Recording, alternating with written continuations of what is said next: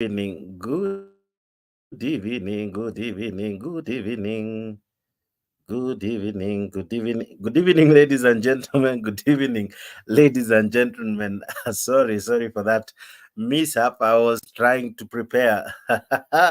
How are you, wakurugenzi? How are you, lovely people? Wana Kenya, watu wa Kenya, watu popote mlipo, karibu kwa hii show kali, show mmekuja kupenda, show mmekuja show nambari moja hapa Kenya kwa kukuletea burudani murwa inapotimu midaya saa 4. Welcome to this wonderful show, a show you have made number one simply because of following us and liking it and being part of it. Thank you very much. Tune in to the very end, and as I've always told you, this one you are going to love, this one you're going to like. I have a great show lined up for you. As usual, I'm your host Jex, the moderator. This is Africa 24. Karibu sana, jiunge nami, wacha tuwe na show moja kali, show moja fiti. Jiunge nami, fanya vipi? Like hii video, subscribe to Africa channel, wacha tuwe na show moja fiti. Subscribing to Africa channel guarantees you great prizes, grand prizes, simply by subscribing to Africa 24. Kimbia hapo YouTube, subscribe to Africa 24. Hapo kwa YouTube unatafuta tu Africa 24, jinsi ambavyo inaapia kwa screen, and you subscribe. Hit the subscribe button, and above also hit the notification bell so that when we prepare such a video you are able to be notified. Nijuze unanitazama ukiwa wapi. Let me know where you're watching me from. Let me know where you're watching me from. Hapo kwa comment section, let me know where you're watching me from. I have a great show for you. This one you must love. This one you must enjoy. Subscribe to our YouTube channel and be part of the larger family. Thank you very much. Subscribing to Africa guarantees you great prizes, just like I've said. Asante sana. Wewe unanitazama ukiwa wapi? Let me know where you're tuning in from. I have a great, wonderful conversation about to happen hapa kwa Africa TV. Jiunge nami, nijuze unatazama ukiwa wapi. Na mwana mamake Denik amekuwa wa kwanza. Anasema Zakayo ni mwizi. We sawa. Let me know where you're watching me from. Nijuze, tuma ujumbe tu hapo kwa comment section. Let me know where you're watching me from. Nieleze unatazama ukiwa wapi. Watu mko vipi? How are you? I'm doing well despite the cold kidogo, but tuko salama, Mungu anasaidia. Thank you so much for being part of this great conversation. I have a great show lined up for you. Karibu sana wadau, karibu sana. Join in, like the video. That is how you also equally help to make others know this show is on. Like hii video, subscribe to our YouTube channel. Wacha tufanye ile kitu. Tufanye kitu gani? Tusaidie wengi kujua hizi story ambazo tuko about to share and talk about. Kimbia hapo Africa, subscribe. Kimbia hapo Africa, subscribe. Hit the notification bell. Subscribing to Africa 24 guarantees you grand prizes. Kuna mazawadi zinakuja kwa wale ambao wana subscribe. Utashangaa very soon nikianza kusema wale wamewin. Usikose, jina lako lisikosekane hapo. Zawadi kemkem, zawadi murwa, vitu safi, vitu moto, vitu nzuri pale Africa 24. Na mwana mamake Denik anasema Zakayo ni mkora sana na government yake. Maoni yako ni yapi? I'll be telling you why the heading, why the thumbnail, why the poster. Kenya ni kama place ya video na drama. Vitu hazikosi. Kunayo vitu kali, vitu moto. Natumai utakuwa miongoni mwa wale ambao wanajiunga nasi. Jiunge nasi kupitia comment section na pia kupitia live. I'll be telling you just now how to join me live on stage. Leo, habari ya leo kakangu, uko vipi? How are you my brother? Leo, how are you? Fine, thank you. Niko salama. Kushinda uko kushinda nimeshinda poa sana. Leo imekuwa ni weekend nzuri. Nimeona vijana wetu wameweza kutuwakilisha bora kwenye uwanja. Wamecheza vizuri sana Sakafa. Wale, alafu tukienda upande mwingine, sisi kama wafuasi wa Arsenal pia tunatarajia mema. Ingawaje mambo hayapo vizuri, lakini bado tunasherehekea, manake Manchester City manake Manchester City na Liverpool ambao ndio wapinzani wetu wa karibu waliweza kutoka sare pale. Inamaanisha mambo sio mbaya, lakini pia sisi naona tuko sare tasa, no? tunawapa pole ndugu zetu wa Chelsea, manake wameweza kupigwa pale kipigo cha mbu wa jikoni wakati wa kiangazi. All is well in the political line. I know you've also lined a lot for us, and I know you also have to give us an opportunity to appreciate. We saw ODM is reviving itself, and they've really gained a lot in Migori. Pengine utuelekeze na sisi tutaweza kuzungumza jinsi yafahavyo. Wana Arsenali tuko kumaombi, tuko sare tasa kwa sasa. We are at 0-0. We are praying, we hope that we win this game. Tukiwin tutaongoza ligi, tutakuwa at least na point 30, kwa sababu leo Man City wametoka draw. Sijui unashabikia timu gani? Sijui unashabikia timu gani? Na pia vijana wa kwetu hapa nyumbani wamefanya ile kitu wadau. Wamefanya ile kitu, at least wamewin 5-0, which was a good commendable game. Itazame pale Afrique, hiyo game tulileta live hapa kwa Afrique TV. So subscribe to Afrique TV. Hapa kuna uhondo, kuna vitu kali, utapata mbwembwe na mambo tamu hapa kwa Afrika. Arsenal na hope watafunga, wakifunga sawa, dakika ni 84. Sijui kutakuwa vipi, lakini mwisho wa siku wacha turejee kwa show. Tunao show kali. Hii nchi yetu ukikaa sana unaweza kupitwa na mambo mengi, maana yake kila siku kuna vituko, kila siku kuna mambo ambayo hutokea katika nchi yetu tukufu ya Kenya. Tuanze wapi? Tuanze wapi? One, kuna vitu kadhaa zime happen. Juzi KCP ilitokea, lakini matokeo yamekuwa visivyo. Inaonekana kuna mahali kuna hitilafu. Sijui siku hizi serikali imekuwa vipi, kila kitu yao inatoka ikiwa na hitilafu. Hadi ile gazette notice ambayo ilikuwa inatangaza watu watalipa shilingi 1000 kwa kupata ID, walisema ilikuwa na hitilafu. Sasa pia matokeo ya KCPE yametoka yakiwa na hitilafu. Serikali ya Ruto nakwambia iko na vitu manze, iko na vitu, lakini si vitu tu.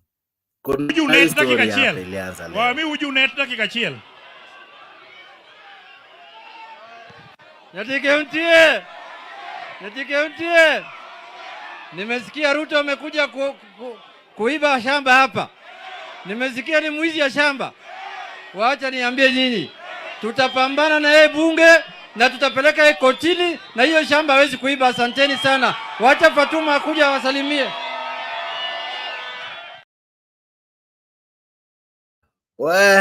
Wanadai Ruto amekuja kuiba mashamba tena.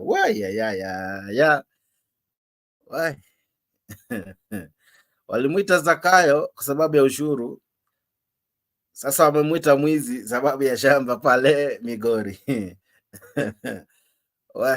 Okay. Sawa, karibu sana kwa show. Mimi ni wenyu ule mkali, jamaa wenyu, jamaa mmekuja kulike, jamaa anaitwa Jix. Karibuni sana kwa hii show fiti, show kali, show mmekuja kudhamini. Hii show imedhaminiwa na Afrique 24 kwa hisani yako wewe, ili uweze kujinice, kujienjoy na kujua yanayojiri hapa nchini na ulimwengu kote. Asante pia kwa sababu tumeungana ama tumedhaminiwa pia na Mtembei TV, Mtembei Facebook, Leo TV, Leo Facebook, wote wamedhamini hili kipindi ili ikufikie wewe popote ulipo. Lakini licha ya hayo 9 ni kwamba subscribe to Afrique 24. Wacha tufanye ile kitu. Let us grow together.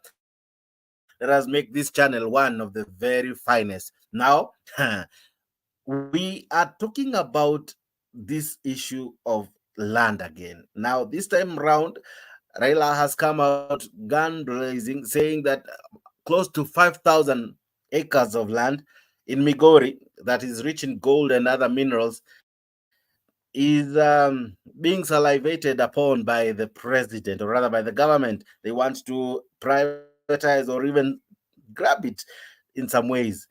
What do you think? Is it true? What do you think of the recent released KCPE results that had very serious mishap in them? Yani unakuta darasa mzima wanapata marks same kwa subject moja. Wanafunzi kwa mfano wanafunzi 40 wote wapate marks sawa. Hakuna anything more or anything less. It's just kama 75 wote 75 in one subject. How do you explain that a school that does not have sign language but does Kiswahili wanapata marks za sign language lakini wana miss marks za Kiswahili? Machogu. Naonanga ndugu yangu leo anapenda kumsema ni the shiesh. Ndugu yangu leo anapenda kumdescribe kama the shiesh. Leo wacha tuanze hapo. Wacha tuanze na KCPE before tuje hapa kwa hii leo. Shida iko wapi? Kwa sababu hata kuna fununu kuna duru ambazo ni kana kwamba za kuaminika, yaweza kuwa pia yule jamaa tuliyemsifu hapa Nuru Okanga, yaweza kuwa matokeo yake yalikuwa si hivyo. Maoni yako vipi?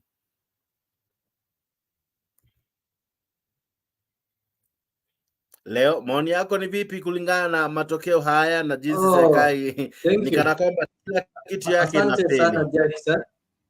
Umejua wakati mwingine kwa tukizungumza watu hudhania ni kwa sisi tunachukia serikali, lakini ningependa kuambia Wakenya kuwa la hasha, hatuchukii serikali, hatuna chuki na tena hatuombei serikali letu kuu la Kenya alianguke. Manake nchi yetu ni nchi yetu na sisi ndio Wakenya. Kenya likianguka sisi sote tutakuwa tumeanguka. Na kile kinachofanyika ni ukweli kuwa wale watu ambao tuko nao kama viongozi ama wale ambao wamepewa nyadhifa mbalimbali ili kuweza kuliongoza hili taifa hawajahitimu vizuri na pia hawalielewi kile wanachofanya. Kwa mfano ukiliangalia hili suala la mtihani, unaambiwa kuwa katika shule moja unapata wanafunzi wote wameamua kupata alama sawa. Hilo haliwezi likafanyika. Hakuna jinsi wanafunzi wote kwa mfano wanafunzi 40 wanaweza kupata alama sawa. Lazima kuwe na tofauti. Kuna wengine wanaweza kuwa wametoshana lakini lazima kuwe na tofauti. Sasa kwa hayo kile Wakenya wanaweza kusoma au kuelewa ni kuwa kunaye mtu ambaye alilala kazini. Kunaye mtu ambaye hakufanya kazi yake jinsi inavyotakikana. Ana pengine nikisema kwa lugha ya Kimombo utapata kuwa there are some people who did not do something right. And then secondly, you'll find that the government was in a rush to release the examination so that they can be seen. You know what happens in this country is people want to be seen working. They're not working, but they want to create a perception that they are working. So in order for Ruto's government to be seen working, and they want to be seen that they can be able to mark the papers within the shortest time and give results, they ended up erring. So they forgot that it is good sometimes to take time and do some due diligence. So people were in a hurry to compile these results. People were in a hurry to announce the results so that they can portray a picture to fellow Kenyans that, look, we are working, we've managed to mark the exam so fast, we've managed to give you the results. So that is what has brought what we are seeing here. It pains that you didn't take sign language, and when you look at your paper, they told you you scored some marks in sign language. So it gives an opportunity, a window for anybody to go and dismiss the results and say, okay, these results are not mine because of these irregularities that has happened. So it's unfortunate that it happened at the time that people expected to give it we are supposed to end this KCP. We were supposed to end it in a style, but unfortunately we decided to end it with some irregularities. Mungu anafanya kazi kivyake. Wakati unajigamba unajua kazi, Mungu naye anajitokeza. Nimejaribu kudisplay waliofanya bora kulingana na gazeti ya leo ya The Standard, na jina ambalo niling'ang'ana, nilitia bidii kutafuta ilikuwa ya Nuru Okanga. Sikumpata kwa sababu kulikuwa na mwanadada pale akawa na maki 400, kulikuwa na mwingine alikuwa na maki 400, 200, right? Kuna mwingine na mark 409. I'm sure kama alikuwa na mark 401 hangekosa katika gazeti. Unaona, kama kuna huyu mwanadada anaitwa Tian Ayana alipata 400 na anatoka shule ya Lord Egerton Academy na alikuwa na 402. Kama Nuru Okanga alikuwa na 401, I'm sure hange miss out, ama vipi? Jenks, hapo kama Nuru angekuwa na alama 400 angetokea kwenye gazeti, lakini leo hii ukiita Nuru Okanga atakwambia si hata wewe umeona watu wamepewa sign language, so kuna uwezekano kuna makosa. So what has happened is a mistake that have opened the windows. Even those kids who did not perform well, now they will have to get an excuse and say that, you see, the results that were given to me were not mine. And there are kids I've seen complaining. There are kids who are sure that there are some that were surprised they got some higher marks that they did not expect, marks that they've never gotten. There are some whose expectations were high, but these exams have given them something different. So it's so unfortunate that the government has proved incompetency, and specifically when it comes to the matter of education, this is the sector that needs a lot of due diligence and a lot of accuracy. So the moment you mess up the education system, you're messing up the entire future of the country, because these are the children who are going to be the future leaders. These are the future economists, and they're the ones who are going to drive this country in the next decades. But if you interfere with your life, like you've demoralized some by giving them wrong marks, you've awarded some marks that they don't deserve, then it tells you how crooked the nation is going to be in the near future. So the government needs to apologize. I've not had any conference or any address from the minister or from the National Examination Council, but they need to apologize to the country. They need to recall these exams and maybe remark. And I don't think the problem was in marking. The problem was in where they were compiling this mark. So they need to recompile and take some due diligence and give Kenyans something that is accurate. What was the rush? What really was the rush? But the rush was to portray themselves as a working nation. Remember, we are having a country whereby people want to show that they are really working. They're not working, but they want to portray that for picture. They want to create a perception that they are working. So what you do, they rush, they don't care. They just do things to please people for popularity, but it has backfired.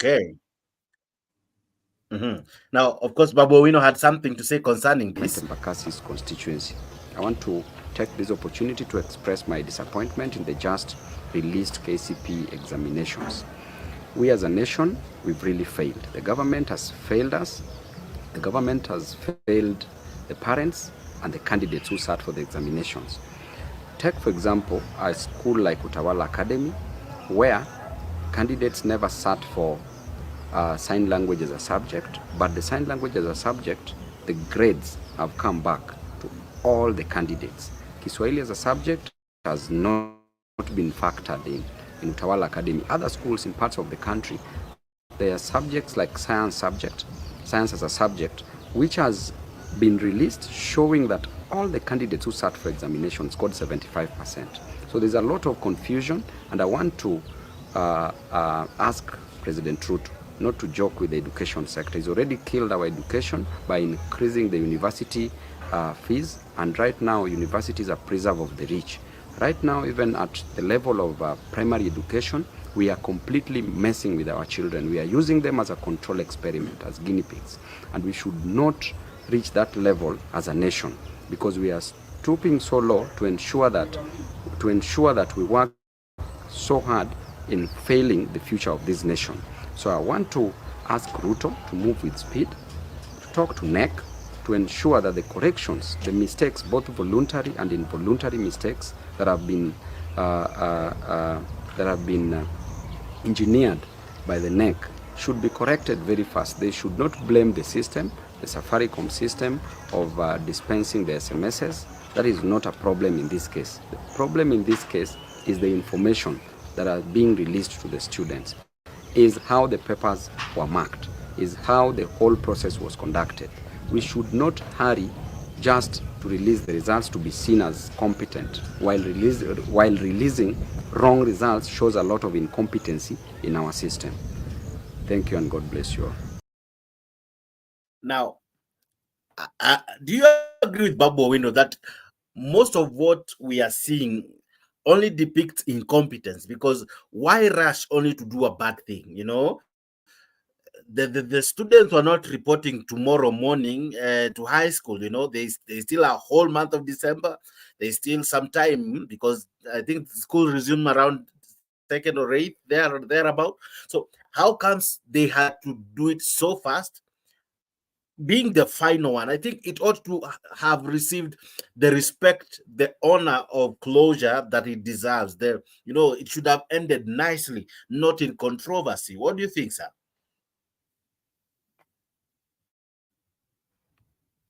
I completely agree with the wise man. That is the next governor of Nairobi, Babu Owino. If there is any youthful leader who values education, then we have to give it to Babu Owino.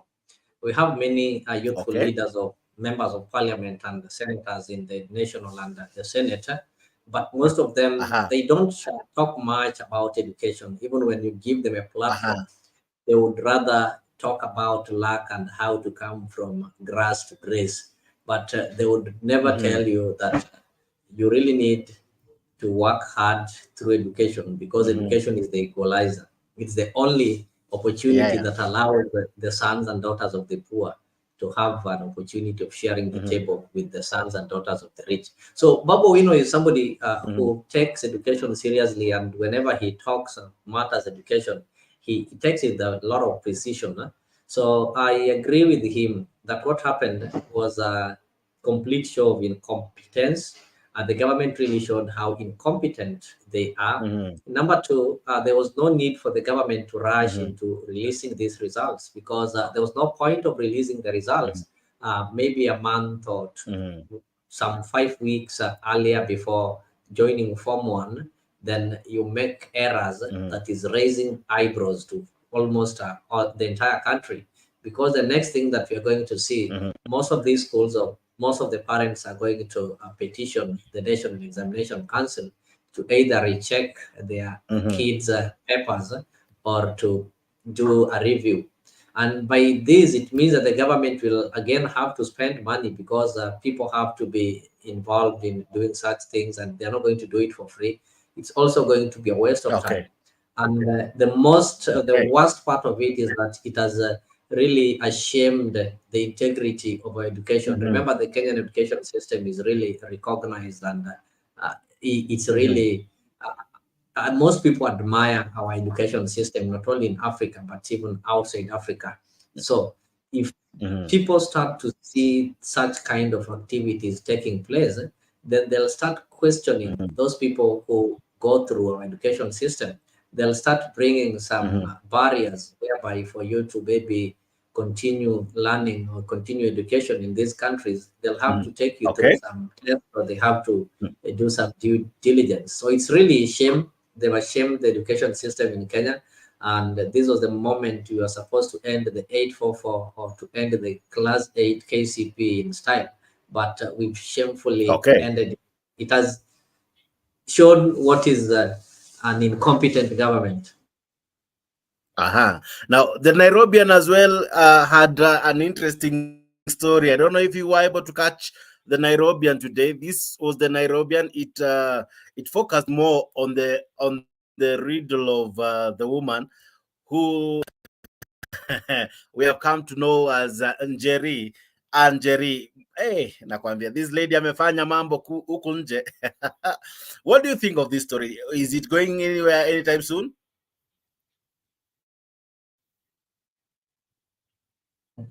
Jax, I know there's some things that I don't know if you are new in this country. If you look at our newspapers, we always have headlines, and people will always talk of them. People will always make jokes out of them.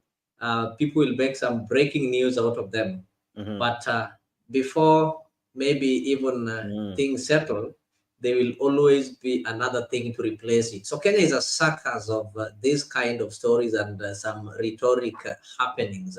So this is just a story that is going nowhere. So ever since maybe William Ruto took office, we've had several stories, we've had scandals, and some of these somebody might think it is normally a government's way of diverting attention. When something serious wants to happen, to divert your attention so that you stop addressing the real issues, so that you stop thinking and discussing the issues affecting you, then they'll always come up with a story that will divert your attention. So by the time your attention is diverted, they get away with the real issues. Like this story of diesel import and the 17 billion. In the next 1 week, the story will fade off. Nobody will even be there to follow up on it. We've had big stories making up the headline. So there's a point when the government is incompetent. The government wanted to increase taxes. The government increased fee on things like national IDs and whatever. People had such discussion, and actually this week the is it the NHIF bill was put into practice. It is now legal, and from the salary that people are going to get from next week, they are going to get it deducted. Right now, Ruto is proposing some additional, I don't know, 1.1% on all salaried men and women in this country. So to make you forget about those things and not focus on them and interrogate them, they will always come up and illuminate such stories. So this story is going nowhere. In the next few months, I know next week we will be discussing the, how do you call it, the bipartisan talk results, which will be talking. They are so the report already is also submitted their report. Actually, it's also going to be controversial. So we'll forget about this story and talk about the controversy in the bipartisan report. Then after the bipartisan report, there will come something else. So it's so sad that such kind of things takes more of our time. Like I was so surprised to hear the president addressing the nation today, telling us how the government is putting in plan measures to ensure that they protect lives. This is after 70 people have lost lives carelessly because of his misinformation that El Nino will not be there. Several thousands of people have been displaced. There are places that even the county governments and the NGOs and humanitarian actors cannot be able to deliver food simply because the roads are impassable, the trucks cannot reach there. So today is when they think, okay, we've been having some helicopters, we can use them in dropping food. And you'll remember last week when we were given a tree planting holiday, each and every cabinet secretary was assigned a chopper to go and plant a tree. Remember, they were using choppers to plant a tree that is worth 200 shillings, and they were using almost 1 million in a day. But they can't assign the same choppers to go and drop food to people who are in need. Okay, we'll be coming to all that in a short while. The president didn't even apologize. He took it as if it is normal. People should die is when the government responds. Some kind of carelessness. Now, just to take you back now from the Nairobian, I see opportunity the story of Nani coming out. It reads that the self-professed follower of Pastor Ezekiel claims though she's rich, she chose a simple life because as a woman of God, she doesn't want to flaunt her wealth. Now, I don't know why they had to rub in the name of Pastor Ezekiel in that, but find out more by reading the Nairobian, and as well by linking tomorrow morning tomorrow morning kwenye magazeti, and of course you will be able to find out more. Subscribe to Afrique, they'll be showing you more on our newspapers. There's a show starting tomorrow morning. Subscribe to Afrique, utakuwa unaletewa magazeti moja kwa moja na mambo mengi ambayo yanakuwa yana happen. So every day in the morning, tune in to Afrique. We'll be having a nice show in the morning, nice conversation in the morning, discussing what is happening, the latest in the newspapers and the latest in the world as far as news is concerned. Let's come back to the show. Now, what informed our show today? It's what made round in the social media. there is this claim happening now that kuna mashamba yanataka kuporwa kule Migori. Listen to Junet Mohammed. Wami uju net dakika chiel. Nyatike, nimesikia Ruto amekuja kuiba shamba hapa. Nimesikia ni mwizi ya shamba. Wacha niambie nyinyi, tutapambana na yeye bunge na tutapeleka yeye kotini, na hiyo shamba hawezi kuiba. Asanteni sana. Wacha Fatuma akuja wasalimie.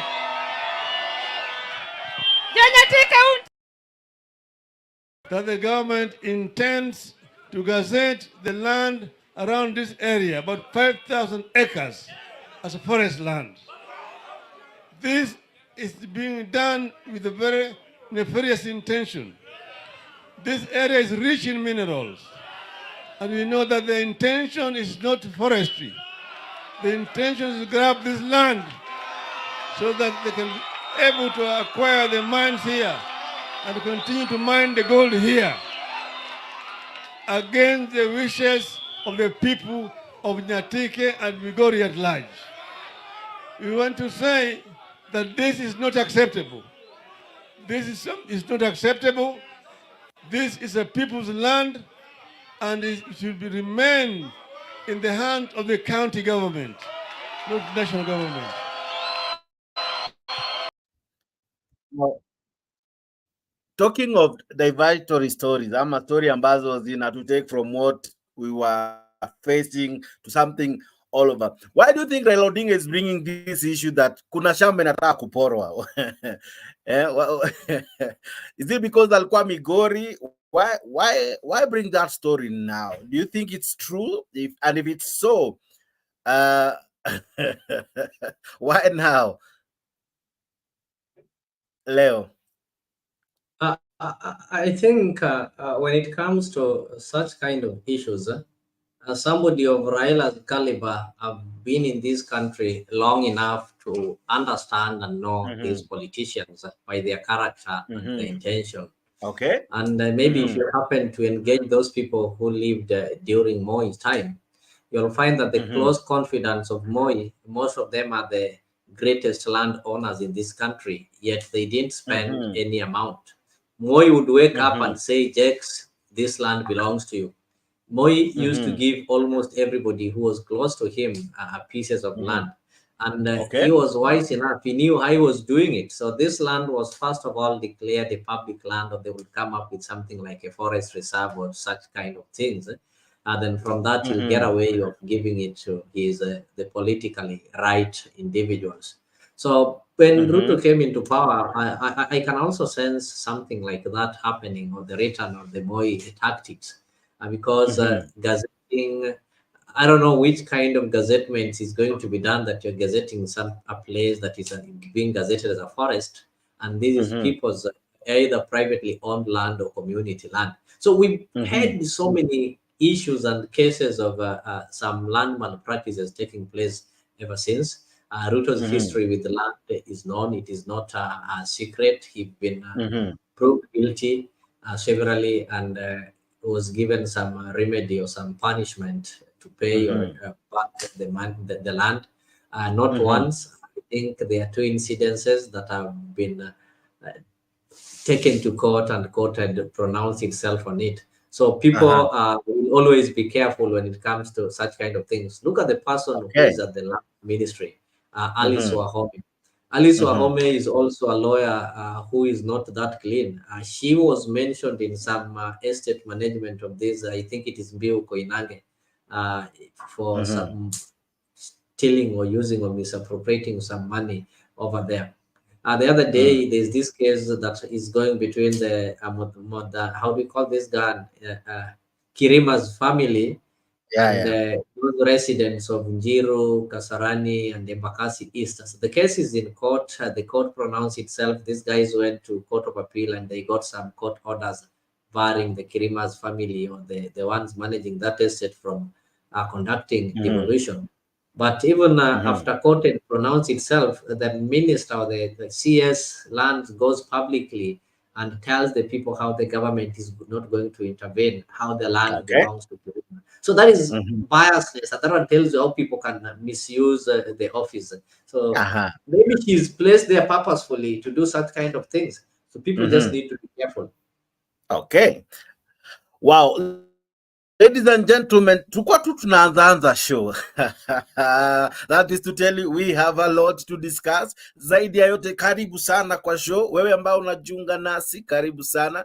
Karibu sana. Namuona Vincent Apondi amefanya ile kitu, anatuma hapo ujumbe mkali, ujumbe mrefu. Namuona Goodyear vile yako kwa show. Thank you so much Goodyear for being part of the Noble family. American Kenyan comedian, I see you. Asante sana. Jamaa anajiita hapa no jokes ako ndani. Asante sana kwa ujumbe wako, nimeuona. Thank you so much. Let me know where you're watching us from, where you're tuning in from. Mama Academic, asante sana. Asante pia kwa wale ambao wana like. Nani amelike hii video? Na mwana Wafula Emmanuel amefanya ile kitu. Asante sana Wafula Emmanuel. Offline kwa Mboka, asante sana. Vincent Apondi, asante. Paulo Paul, I thank you. Na mwana hapa nani? Adi, asante sana. Pius Ekasiba, I see you. Zuru Kenya, I see you. Nani mwingine? Naona wengi mnatuma ujumbe. Kipiegon KA, I see you. Asante sana. Vincent Kemani, asante kwa kulike hii video. Pius Ekasiba, asante sana. Shem Bright, I see you. Thank you for liking this video. Morata Adi, asante kwa kulike hii video. Thank you for liking this video. Thank you for subscribing to our Freak 24 channel yako namba moja, channel kali, channel moto, channel fiti, channel inakuletea vitu kali. Asante sana kwa kuwa miongoni mwetu. We are in this show and we invite you to join us. Of course, I'm in the studio with Leo and we are doing it together. Let me see you joining us. Na kutumia link hapo kwa comment section. Hapo kwa comment section, link inaingia vipi? Inaingia na ujumbe StreamYard. Itaingia either kwa Mtembei TV, Africa TV, Leo TV, Leo YouTube, Leo Facebook, Mtembei Facebook, Africa Facebook, zote ukiingia zinakutumia ujumbe hapo mahali unatutazamia. Ukiguza kati ya hizo links zote ambazo umetumiwa hapo, inakutuma StreamYard. Hapo StreamYard ukiingia unafanya nini? Unawasha mic, unawasha kamera, andika jina, alafu na click enter. Ukiclick enter unajiunga pamoja nasi. Tuna discuss some of the issues, some of the issues making headlines. Of course, tumediscuss kadha wa kadha, lakini tutazidi kuchambua mambo yanavyojiri. Asante kwa kujumuika nasi na kufanya hii show kuwa kali. Now, this is what also happened today. Out to the Kenya Kwanza government over its response to the current El Nino rains, which continue to wreak havoc across many counties. Odinga, who was speaking in Kuria West during the burial ceremony of former ODM MCA Abedi Maroa, took issue with Deputy President Rigathi Gachagwa's recent remarks directed at governors regarding mitigation measures put in place to curb the floods deluge being witnessed. And as Crispin Otieno now reports, a group of ODM leaders is asking the president to listen to the common wananchi on the high cost of living in the country.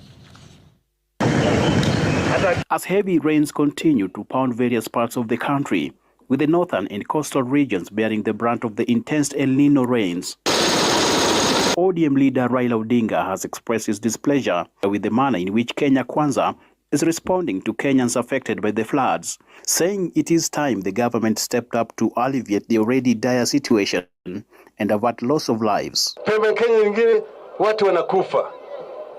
Sasa wamesema watu 60 tayari wamekufa kwa mambo hii ya mafuriko. Lakini hawa jamaa wanalala kwa kazi. Raila saying the government response to El Nino has been poor at best and that it was not handling the situation as it should, given early warnings that had been issued by the Met Department. Yeye anakaa kule anajaribu kulaumu magavana, lakini magavana hawajapewa pesa ya kuangalia hii mambo kasa ya mafuriko. Pesa haiko. Jamaa wanalala kwa kazi. Ruto alisema ati hakuna El Nino. El Nino imekuja hajakuja. The former premier insisted on alleged maritime the Kenya Kwanza government stop blaming the former regime over the current economic hardships facing the country. Hiyo mafuta wanaleta na wanatoa rushwa huko. Wanakula rushwa kwa hiyo mambo ya mafuta. Kwa hivyo hao jamaa wameshiba na kazi. Bado wanalaumu Uhuru, lakini Uhuru alienda nyumbani. Sisi tuko nyuma ya baba, yeye ndo atatuongoza, yeye ndo atatuelekeza, na yeye ndo atatuambia kitu ya kufanya leo, kesho kutwa, hata siku zijazo tutafuata amri ya baba. Wewe ambia rais, watu wa Migori County, watu wa eneo ya Kuria wanahitaji cost of living iende chini, wanahitaji ajira. Seme ama asiseme? Leo mnakimbia, leo mnataka baba waokoe. Baba hata waokoa kwa sasa. Wale walipiga kura kule, kwa sasa wakule kiburi yao polepole, alafu huko mbele sasa utakuwa ushafinywa kidogo. Unajua kijiwe kikiingia ndani ya kiatu vile inafinya. Now, leo Baba Raila Odinga says that serikali wameshindwa. Of course, I'll be playing the clip from the speech of the president today, trying to come out. And Kwanza, the first thing I saw that caught my attention easily, he paraded the entire government, Tuione, the chief of staff, Nani, he named them, walikuwa hapo, for us to see them that, hey, sasa finally, governor imejitokeza, wacha tukuje to respond kwa El Nino. And El Nino ijaanza jana. We are in I think the 3rd, 4th week. Some people have already lost their lives. It's now, is it doing what it's supposed to do? And is Raila Odinga right when he's saying that this government has failed in combating the El Nino menace that is happening at the moment? What do you think?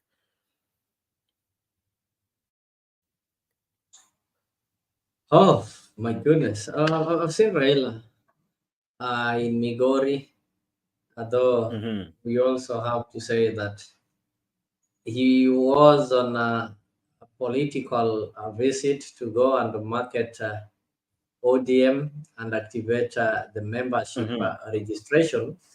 And it also sent a message to those people who've been making noise on our ears, on our televisions that we bought with our money, that they registered people from Migori and those guys have joined UDA. People have not been registering because the crowd that I saw there and the kind of response that they had tells you that there was a massive frustration. So what I can say politically, Ruto is really giving ODM and the Azimio some easy work. He's making their work easy. And Azimio doesn't have a lot of work to do to try to prove to Kenyans that they were the better alternative than this government. The government itself is marketing and is giving them some points. And in that event, I was able to see so many people who've not been in ODM joining ODM, including the ones who left ODM after the nominations, like the Migori member of parliament, that is the women representative, Patuma Full Network. So that's a great sign that the party is being built, the party is growing bigger and better, and this is a party that is going to lead this country into prosperity.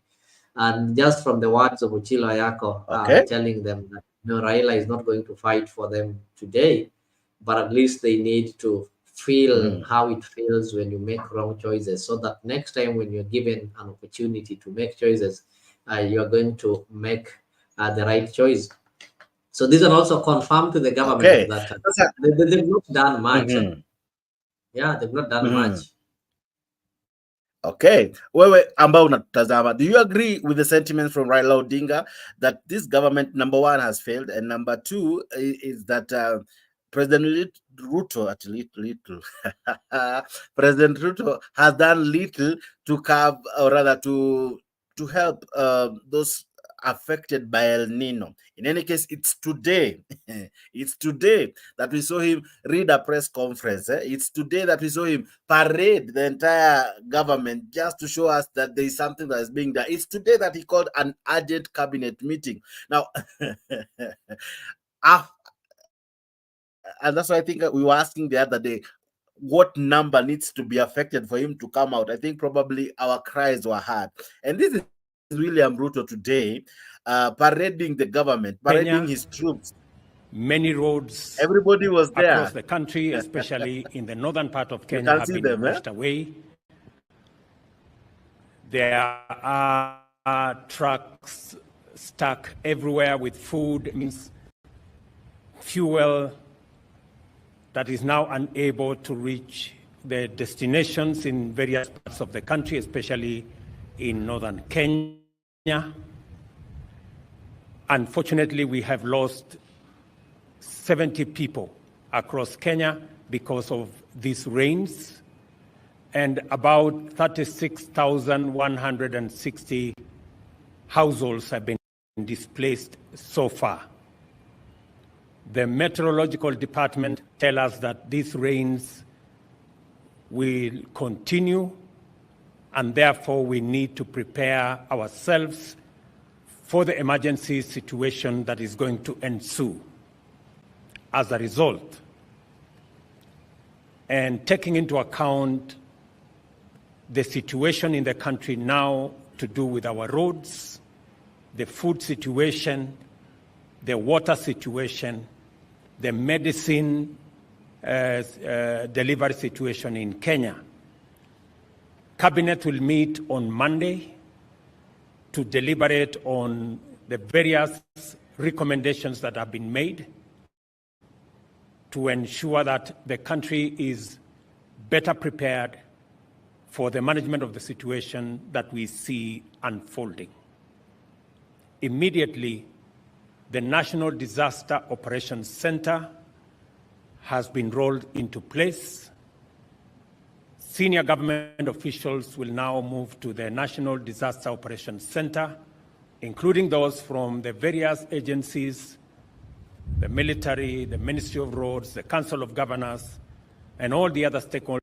Now, when you look at this display, Mr. Leo, look at just that display. This, for me, this really stood out. You want to display that you are at work. He displayed everybody. Everybody was here. The chief inspector of police, the KDF guy was there. The spokesperson alikuwa hapo. Chill was there. Now, to me, this this is quite different from what Uhuru used to do. And in fact, it's not that he was reading the solution. He was reading Kenya watafanya on Monday na Kenya committee ishaundwa. It's just like what Murkomen did the other day when the roofs were leaking at the airport. Alisema ataunda tume. Ataunda tume of, I think, 11 guys to look into the issues and recommend measures to be taken. Same to this now again. I think it's the way of doing things in this government, where you create an atmosphere that people see as though you're working. All these people were here. Look at them. The leader wa governors ndio huyo Hanna wa Marsabit ndio huyo governor, leader wa Maji ndio huyo wa health. But there's someone missing here. Kiongozi wa CS wa land simuoni. But everyone was here. Basically everyone was here. To me, this one was also a message in itself. This was message on itself. Given that this, number one, it's not the team to work. This is the team that just came to propose that cabinet should meet urgently, as though cabinet never met last week but one. Number two, the team, the response team, the disaster response team should be activated. Now, my question is this to you, Mr. Leo. He has already spoken of 70 people. Why didn't he speak when we were at 1, at 10, at 20, at 15? We had to wait until it's 70 people who have lost their lives. He has said 36,000 and some hundreds households. And household means we could be having one household with like 5 members. So we are talking of probably hundreds of thousands of people being displaced. Why didn't you speak when it was only 1,000, 2,000, 10,000? We had to wait till it's 36 for cabinet to meet, not even today, on Monday. Sorry, I might be submitting, but think about it. Was this just not another show, drama, nothing, nothing new? What do you think about all this, Mister? Hello, Mr. Leo? okay, I hope you Yeah. can hear What do you me. think about this? Yeah. So yeah, I can hear you loud and clear. that's okay. Good. You know, just from your question, maybe before I give you some answer, I would like to take some point of reference from the previous governments or from fellow governments. There's a time you will remember in the year 2020, around March, there were some speculations and there were news everywhere all over the world that there is corona, but we did not receive some instances. So it came on March 15th, 2020, when we received the first case, that is Corona 1 and Corona 2. No life was lost. We just received 2 Kenyans that contracted corona. And the government was so swift to act. The measures were put in place. The schools were closed. The public offices, they put in some measures to ensure that people don't get crowded. That is when they started, and they organized everything. They did not wait for these people to die. They did not wait for other cases to be recorded. They acted immediately. But what is happening currently is opposite. You are told there's going to be El Nino. The news are coming that water has swept people. The first person dies, the second person dies, 10 people die, 7 people die. The president flies out of the country, comes back with the news. Severally, actually, he has flown out of the country severally, not once. Yeah, severally. What is so surprising, so demeaning, and it should tell you that this president doesn't value your property and your life. Instead of even saying that, okay, we as a government are sorry, we failed in this, he doesn't even make any single apology. I did watch that video from the start, and maybe somebody watching it might think it is a cutting and there's some place that have been intentional. No, we have not edited it. We haven't edited it. That's how it started. As a government, we are sorry. He's saying we've lost 70 people. These are individuals who've lost their lives. And over 35,000 people have been displaced. Their property have been destroyed. The government is telling you that the lorries are not able to distribute food. Roads have been swept, my friend. Roads have already been swept. It's just a week. By the time we were being given holiday to go and plant trees, already the floods were there. And these cabinet that you've seen being paraded there were given choppers. So what he was doing today was simple. He was simply telling you that, look, I have a bunch of cabinet secretaries who are incompetent, who cannot do anything. And whenever I'm outside the country, they have to wait for me to come and do a press conference, to come and convene a meeting to tell them what to do. They cannot think on their own. They cannot act on their own. They are people that wait for me to control them. And because I cannot control them using a remote while abroad, there are people that I control, not remotely. I control them manually. I have to push them. I have to arrange them. How many people have contracted this? We've not had the cabinet secretary of health telling us that these floods that are coming, there's likely that people are going to have corona. Cholera.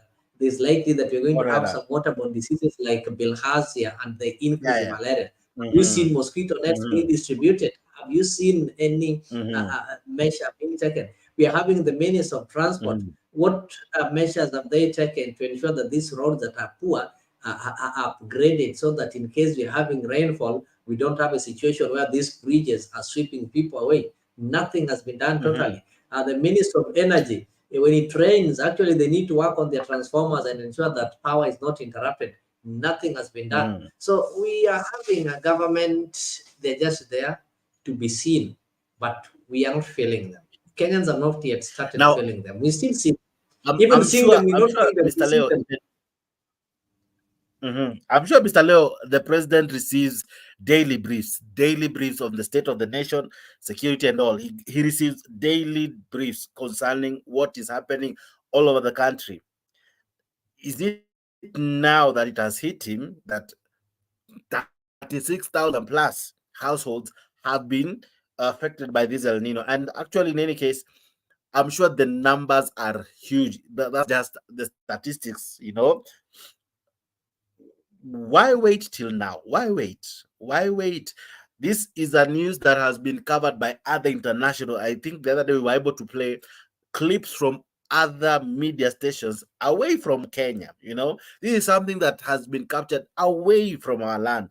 But the president, it is today, weeks later, that is issuing this press. In any case, it's still not an emergency, given that the cabinet didn't meet today. It has to wait till Monday to show the urgency. To show the urgency. Now, if you remember correctly, I think Corona hit on a weekend when it was first announced. I think it was on a weekend.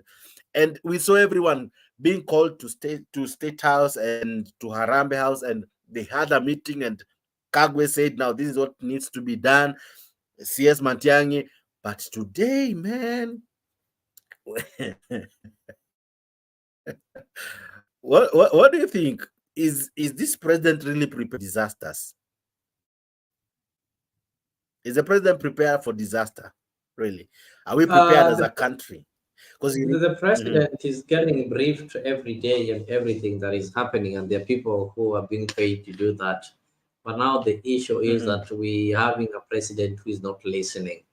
Yes, he's being briefed, but he's not listening. I remember the Nairobi senator telling you that everybody has spoken to this government, but the government is not listening to the language that Kenyans are using. So it is upon Kenyans to devise a different language that the government can be able to listen to. So this is a government that doesn't listen to empty words. This is a government that is used to threat. They are government that threatens its citizens. So they also expect the citizens to threaten them back, and not only to threaten, but citizens should actualize their threats. So if you tell them that, okay, people are drowning, do this, they'll not do anything. But if you give them a notice that we are going on the streets, at least they'll start listening, but they'll not respond positively. They'll respond by bringing the police to brutalize you. So that is how the government that we're having is listening. So we need to come up with different ways of communicating. This kind of communication whereby we speak, you write memorandums, you call some bipartisan talks and sit in a certain room, take tea and discuss issues and call Kenyans to come and present their things, including Waititu and everything. Then at the end of the day, they'll have to put those papers down and say, okay, these guys are finished. We've spent a lot of money in doing all this exercise. That is the end of it. So the government that we have currently cannot listen to words. They are government that can maybe listen to actions. But there is nobody in this country currently that can act. We have cowards. We have people who cannot take action. There is another gimmick that I'm almost certain that very soon it will come into play. That game of a pay bill number. I'm not calling it a game with no respect to the affected victims.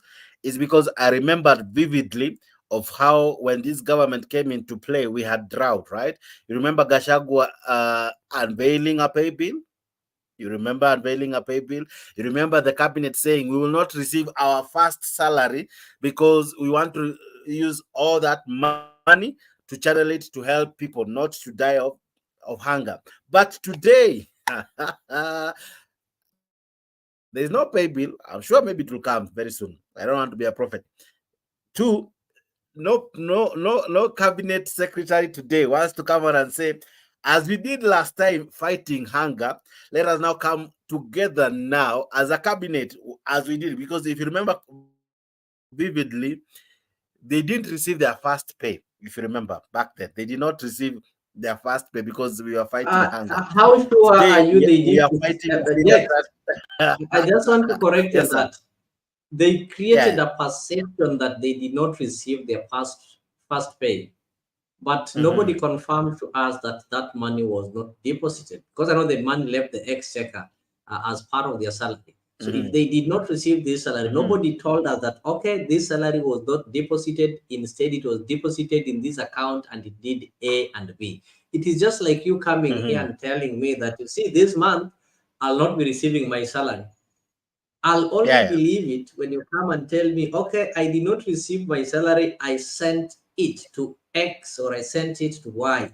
Then the Y can also confirm that instead, Jack sent me this money. So that was just some populist declaration to create a perception that these people did not receive their salary.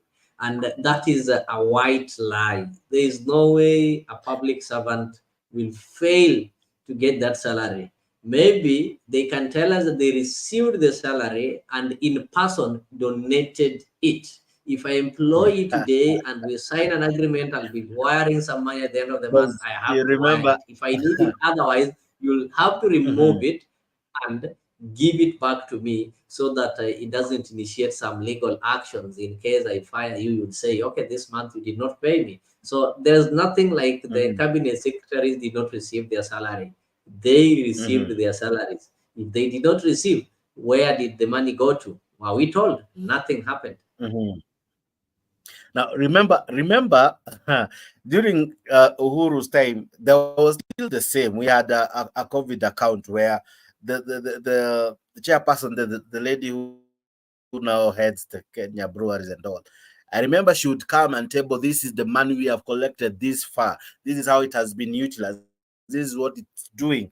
Now, here, Gachagua, we really don't have records. Maybe it's there, but I'm yet to come across such, where we get to find out that the money that was contributed during drought, before now we even talk of now this flooding, that this is how it was spent, because the much he came out to say is there was no Kenyan who died of hunger. That's the best he came out to say. He never told us how much was collected eventually, how it was spent, and eventually what even remained and what came of it. All we know is we give money. I don't know, some Kenyans even protested that pay bill, because I remember it was launched by the DP then. Now, this time round, I'm sure probably a pay bill will be created. And I really pray it should come from Red Cross. It should not come from the government, because as it is, if it has failed to really act on this issue as an emergency, it should not come out now and act as though now it's when it needs money. Because in any case, Gachagua came out clearly and said there's no money in any case.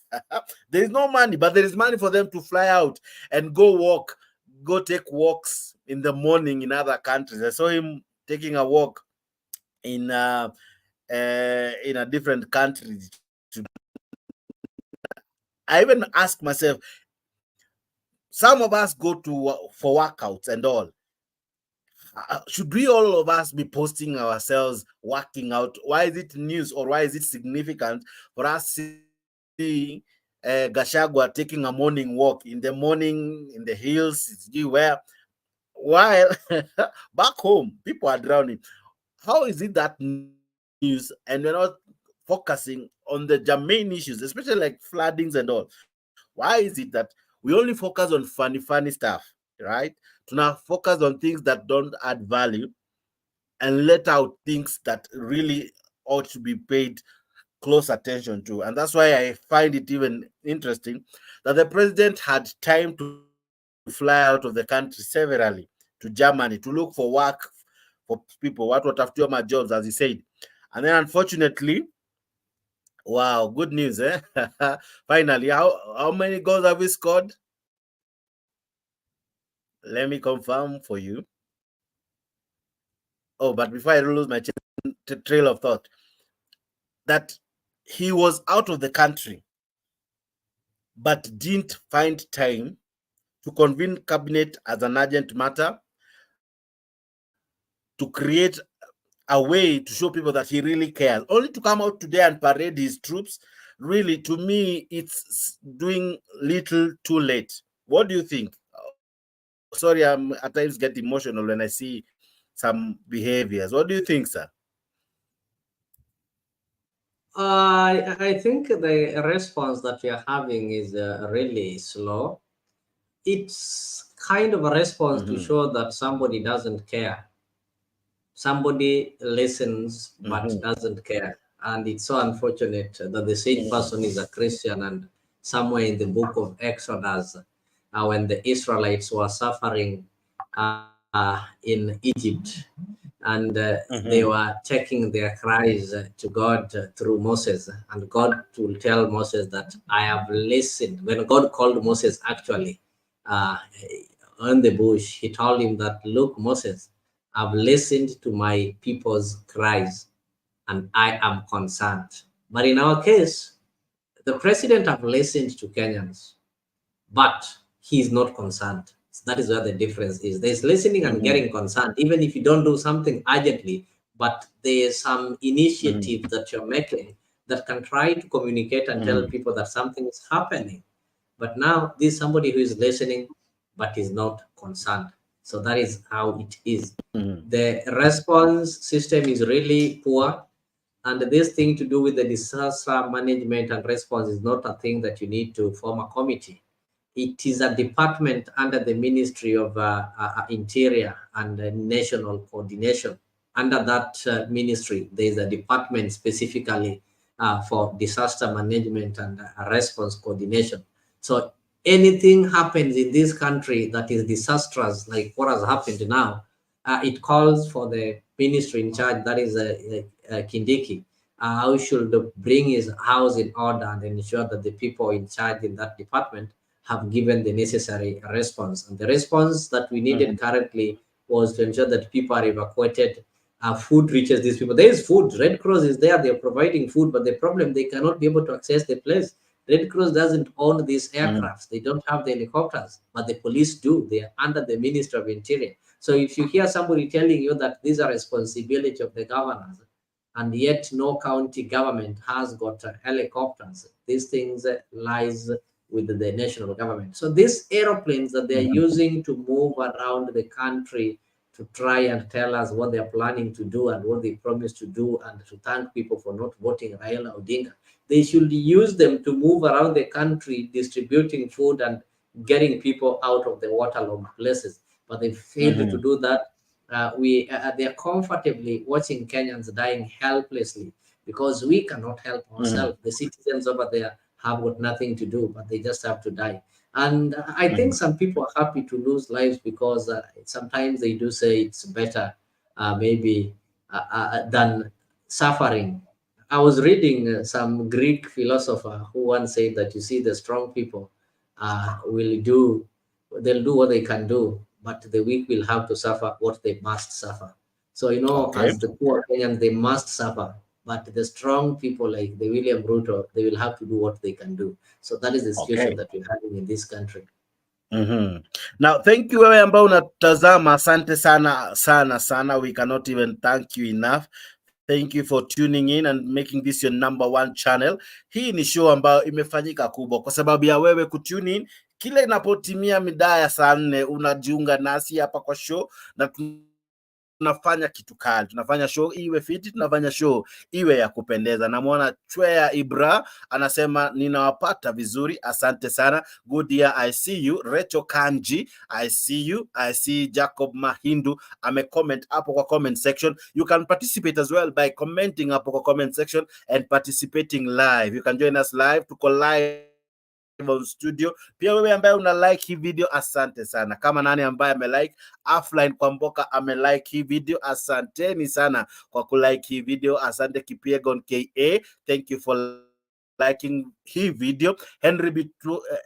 Henrik Biwot, I think I'm reading it correct. Henrik Biwot, asante sana kwa kulike hii video. video. Namuona Nduko amelike hii video. Jacob Mahindu, asante sana. Ayub Masinde, asante sana. Honorable members, jamaa anajita hivyo, asante sana kwa kulike hii video. Thank you so much for liking the video. Thank you jamaa anajita Vincent Kemani, thank you so very much. Wafula Emmanuel, asante sana. Vincent Apande, asante sana. Asanteni sana. You guys are just but amazing. This show is courtesy of Afric TV, has been made possible through Afric TV. Subscribe to Afric TV. Be a member of Afric TV. Upper Afric TV, we got you. We are unlocking African stories. Above all, subscribing to Afric TV guarantees you good prizes. You are about to win good prizes. Wewe ambaye una subscribe, wewe ambaye una subscribe, siseme haukuambiwa, subscribe. When the list will be out, may your name be there, yeah? There are great hampers to be won simply by subscribing to Afric TV. We shall be awarding our lucky subscribers. Thank you so much for subscribing and choosing Afric TV. Afric TV, your number one online show. Tuko hapa. Asante sana. Hey, let's continue. Raila Odinga has called out the government, especially regarding Gachagua, that his behavior is unbecoming, because there is no way you throw stones to people who are already down. Counties are already struggling, some roads have been swept away, some bridges have been destroyed, some homes have been destroyed. I don't want to play those videos today, but you remember the videos I played the other day. You can follow us, and actually you can watch the show that we had previously and see the footages that we played of people who have been whose lives have been interrupted because of the floods and all. But the deputy president, he came out as though he's arrogant, too proud, and as though it's almost our fault that it is raining heavily. What do you see playing out with this now constant back and forth between Raila Odinga and Gachagua? Because I'm sure when Gachagua will come back, he will definitely have a response for Raila Odinga. What do you think will be the end of that game? Leo? Yes, sorry, did I get you well? You're saying, what do you think? What do you think will be the end game of that? Because I'm almost certain that when Gachagua will be back, he will have a response for Raila Odinga, because today Raila Odinga had a way of throwing jabs at him because of how he responded to the governors. So of course you'll have a response as well. But do you think it was right for Raila Odinga to call out Gachagua for his unbecoming behavior? Raila was very right to call out anything that he feels that is not right, because he speaks for millions of Kenyans who believed in him. Going by the IBC results, there are over 6 million Kenyans, almost 7 million Kenyans who believed in him and voted for him. So he holds brief for these people. He represents them and he can speak on their behalf. But who stands to lose in that kind of maybe response is regarding Gachagua. He is the current deputy president. Raila is nowhere in this government. So the more he takes time responding to Raila, the more he shows how thick he is. Because those people who do fishing, they normally say if you want to catch the fish, you have to stir the waters. So when you start the waters, they'll have to start fighting themselves. Then you'll have an opportunity, some greater opportunity to fish without some problems. So when Raila speaks and they get to respond to him, they are trying to give him some attention, and through that attention, his popularity increases.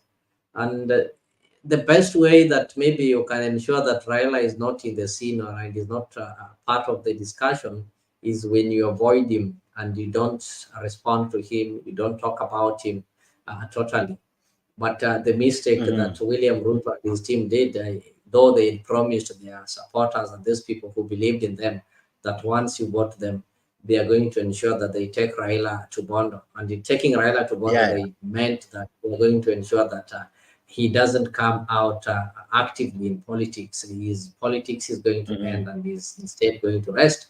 But they failed to do that. Maybe they would have seek some advice. Somebody would have told them that the only way to take Raila to Bondo is to avoid him.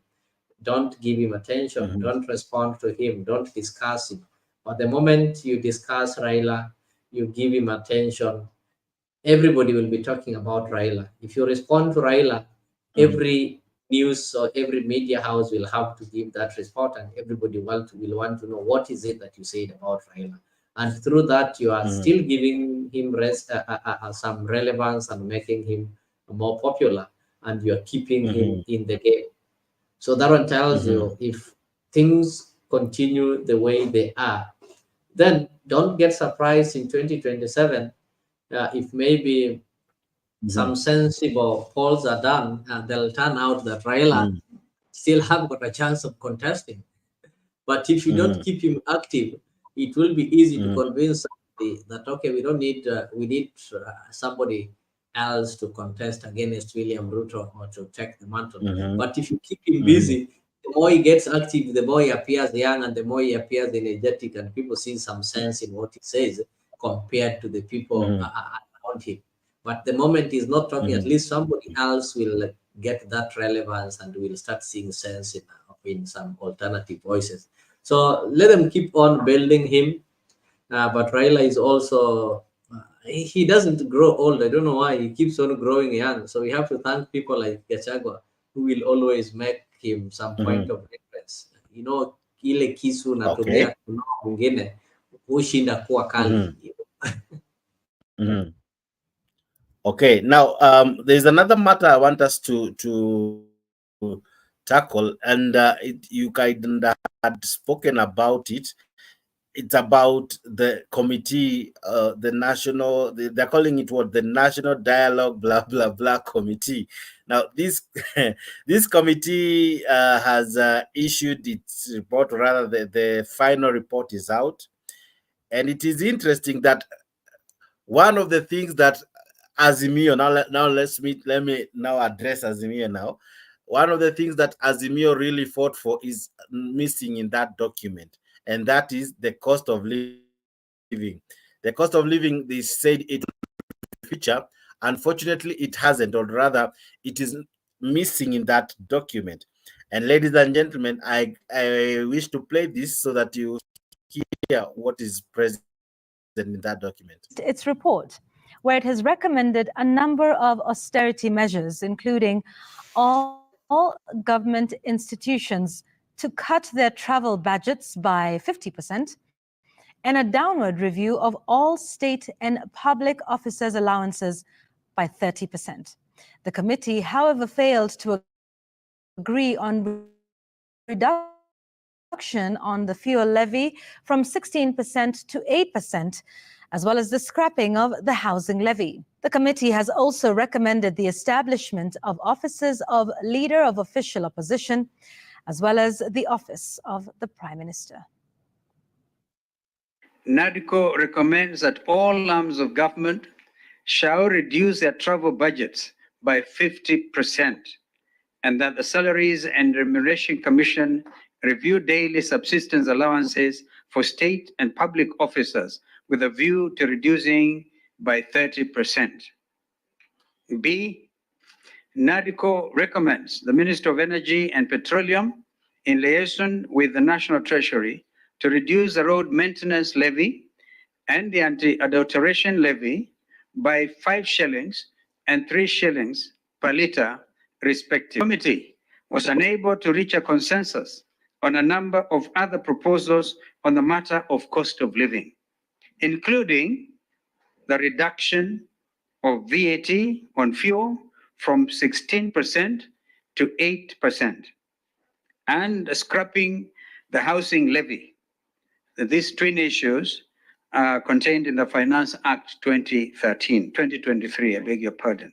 The report that we are presenting to the nation today is a product of compromises forged in the crucible of shared sacrifice and unwavering patriotism. It signifies a commitment to forging a path forward that embraces inclusivity, justice, and progress for all Kenyans. Let us solemnly pledge to uphold the values of brotherhood and sisterhood. Now, Leo, it's here, here. I refuse to speak on any side. I refuse to speak of Kenya Kwanza or Azimio, because there are two things that have come out, and one, I am equally disappointed because this is a replica of BBI. One, the position of Prime Cabinet Secretary has now, they want it to be confirmed. This is what they're coming out with. And the official leader of opposition, they want him to be confirmed. That is what they have tabled as their report. Now, according to you, Leo, what do you make of that report? Even before I even give my sentiments, and what do you make of that report? Okay, I think somebody is joining. He should join with this video. We don't want to speak to strangers. Okay. When I look at that report, I can just say it's wasted Kenyan time and the taxpayers' money, because most of the things that have been agreed on that report are things that were obvious, and they are things that are not beneficial to the common mwananchi. And the most controversial things, or the most things that were of interest of the common mwananchi, have not been agreed to. I remember the main thing that led to this talk was the demonstrations, and the major people who were participating in the demonstration were the common mwananchi, not the leaders.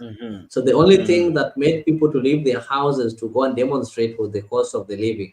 So the other things, like the office of the prime minister and the office of the official opposition leader, weren't concerned to that person who stays in Kibra, or that person who stays in Ruaraka, Korokocho, Githogoro, or Majengo in Busia. The only thing that was concerned to them was the price of unga, which is the meal that is consumed by majority of Kenyans. The issue of the petroleum development levy, I think it's around 5 shillings per liter, and it used to be about 3 shillings per liter. So these are some of the things that sugar-coated the demonstrations and attracted most of the people to go on the streets. So when people heard that there's going to be a bipartisan talk, the most thing that made Kenyans try to see that there's some hope in this talks. Remember, people did not want this talk, they wanted to continue talking on the streets. So the only thing that made them hold their horses and thinking that there's going to be light at the end of the tunnel was when Azimio said that in this talk we have to discuss the cost of living. And they gave their proposal that one of the things that should be done is that they cut on the travel expenses. This is something that hasn't happened. Number two, they're supposed to do a repeal of the house levy, or that tax that people are taxed for the affordable housing, and also to remove the petroleum development levy. This amount that people do pay, whether you have a car or you don't have a car, though people ignorantly pay it without questioning. And if you look at some of the recommendations that the majority side gave, is that when it comes to the matter of this taxation, doing away with the 2023 Finance Act, which is now a law, what they propose is that in February, they normally do a tax review. So they should wait up to February to do a tax review. These are some delaying tactics. By the time it reaches February, when you do a tax review, it will be practically impossible to do away with this levy when people would have contributed for like 4 months. So how do you say that we want to do away with this levy? What will you do to the people who contributed? You know, once the government takes money, it is non-refundable. The government will never refund you. And for those people who've been paying taxes and they want some tax refunds, it's normally practically impossible to get tax refunds in Kenya. In developed countries like those who stay in US and Australia and most parts of Europe, they get some tax refunds. But in Kenya, it is practically impossible. You'll see it in figures in computer, but you will never redeem it in your pocket. Okay. So they are trying to delay us so that we wait for February, wait for the tax review that is going to be done in February. And that is some kind of conmanship. That one won't happen. They've achieved personally to come up with this position for the opposition and the position of the leader of the prime cabinet. Wamesha faulu kutafutia Mudavadi kazi na hii ingine ya opposition sijui wanatafutia nani. The tricky part of it that this report is supposed to be tabled in both houses for the MPs and the senators to deliberate on it, to either confirm it the way it has been presented or make some changes, like they're going to open it for discussion. You know the parliament that you're having. So in either way, Azimio are the losers in this thing, because had they said that what has been discussed there is final, they would have talked of win-win situation. This thing is going to the parliament. And but the parliament is going to have the final say. Probably I might disagree with you. Yes. I might disagree with you in several aspects. Number one, think about it. Kalonzo Musyoka was present reading that report. If truly Azimio was a loser in this, they ought to have boycotted this. They ought to have said, we don't agree with the report. Just like they said, we don't agree with the elections. You know, they ought to have said, we don't agree with this report. They should have boycotted the reading of the listen, Jax, you didn't take time to just listen one moment, to just me. one moment. You didn't listen to me just one finish. moment. I've listened to you. Allow me to say this first before I listen to you. Remember, Kioni led the other team that was crafting the report. So at what point do you want to say Azimio is a loser in this? Of course, I agree with you also to some extent that most of what Kenya Kwanza raised as issues have sailed through. They wanted the office of the Prime Cabinet Secretary. That one has been confirmed in the report. They wanted the position of the official leader. That one has been confirmed in the report. I'm sure also as well the gender card has also been confirmed in the report. What has lost in this report is the issues that we lost our lives, most of us who went for maandamano, most of us who were tear gassed, most of us who put sufurias on our heads, most of us who said Hakietu and all. Most of us have lost, actually all of us who went out, all of us, Kenya Kwanza, who went out. No, and before we come to that point, yeah. Listen, before we come to that point, I want you to get it. When people had the first meeting, they had to come up with their agendas for the discussion. And let's say, for example, each side came up with 5 agendas. That is just an example, for instance. I'm not certain. And out of the 5 agendas, I came up with my 5 agendas. You came up with your 5 agendas. And in the process of discussion, all your 5 agendas have been agreed I've gone through unanimously. Then secondly, my agendas, the agendas that are in that are contended, the ones that will not come into a mutual agreement are mine. So do you still consider me a winner? That aside, listen, when you want to slaughter a cow, you feed it up to the last minute that you're taking it to the slaughter. The cow will only realize that I'm being slaughtered the moment you take the knife and put it on the neck. And the moment of taking the knife that we, the Azimio, the moment they're taking the knife and putting it on our neck is when they're taking this thing to the parliament. Yes, at the bipartisan talk, they might have gotten some win-win situation, but now in parliament, we are having the same parliament, the same individuals. They are not going to change.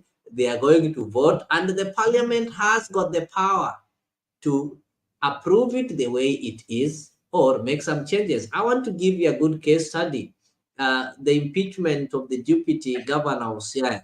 The select committee made a recommendation, and in the recommendation, they disagreed slightly on some issues, but majority agreed that the deputy governor violated some constitutional mandate, and the deputy governor was supposed to be impeached. Then when it was now brought back to the House did not approve it. They had to open it, and they had now to redo it afresh, and they overturned that. So the same is going to happen in the House. So those things, the final decision is going to be made in the parliament, and having known the kind of the parliament that we have, Me, the only advice that I can advise is that the Azimio should disassociate with themselves with that report. They should not allow that report to be tabled in Parliament to save them from pain and agony. And if it is a maandamano or otherwise, then they should start it as early as now, because once it is taken to Parliament, and the Parliament will have to decide otherwise, whether we will have to go for maandamano. Parliament is a legal institution. Watasema, Parliament's role is to make laws. So Parliament already would have made decision. Mudavadi atakuwa pale legally. Hiyo ni opposition mtakatana, bado watakuja wachagulie mtu na wawekee pale. So that is what I mean. I can see someone very here, much. though they lost some four. Now, allow me to appreciate all of you watching us. Asante sana. This is Africa TV. Here we keep it real. We keep it quite entertaining for you. We bring you the issues as they unfold. Asante sana wewe ambao una participate kwa comment section. Thank you very much. Thank you as well to those of us who are liking the video and subscribing to Africa 24. I see my brother Leo is with me, my good friend Kenya Rebel Kondani, na pia mzalendo pia amejaja. Now, ladies and gentlemen, we have a great show and we are discussing so many issues. So stick around, let us sail through together. Now, I want to bring in these new guys who have joined us. I don't know, I think I'll start from the last topic we have discussed. I begin with you, Mr. Kenya Rebel. The report is out, and this is nothing different from what we had in BBI. It has some sweeteners in it. One of the sweeteners is that they should reduce their travel allowances, or rather they're traveling for 50%, which the president had already said before. And among many other funny things therein. But the germane issues, the real concern of Mwananchi, the Wanjiko down there, the issues concerning that Wanjiko, the reason alikula tear gas, the reason Ali participate kwa maandamano, I don't think have been addressed. I don't think Mwananchi alienda so that apate a prime minister. I don't think Mwananchi aliandamana so as to get the office of the official leader of the opposition. I don't think those were the reasons we went and took to the streets. Now, I want to ask you this. Is this a failed report already? Because in any case, it will still come back to Wanjiko to decide, because change in the structure of governance, Wanjiko has the last say. Parliament, as much as it will debate and all, eventually it will come to you and I. Despite us suffering now with floods and lacking money, as Gachagua said, to support governors and counties to help mitigate the struggles in this, do I call it a pandemic or whatever, of floods? Do we really need now to change the constitution so as to have the office of the prime cabinet secretary, the office of the official leader of opposition? How will that help someone in Marsabit who today is sleeping underwater or on water or walking on water kwa sababu ya floods? How will it help them there in Marsabit, there in Mombasa County, there in Wajir? How will it help us? How? If you can help me analyze that report, Mr. Kenya Rebel. Thank you. Can you hear me? Yeah, I can hear you. If you can adjust your screen so you stop cutting your face by half, tilt it slightly up. Very good. Very. You know, I have to hold it like this. Ama wacha niweke kwa nyuma huko ndio mnione vizuri.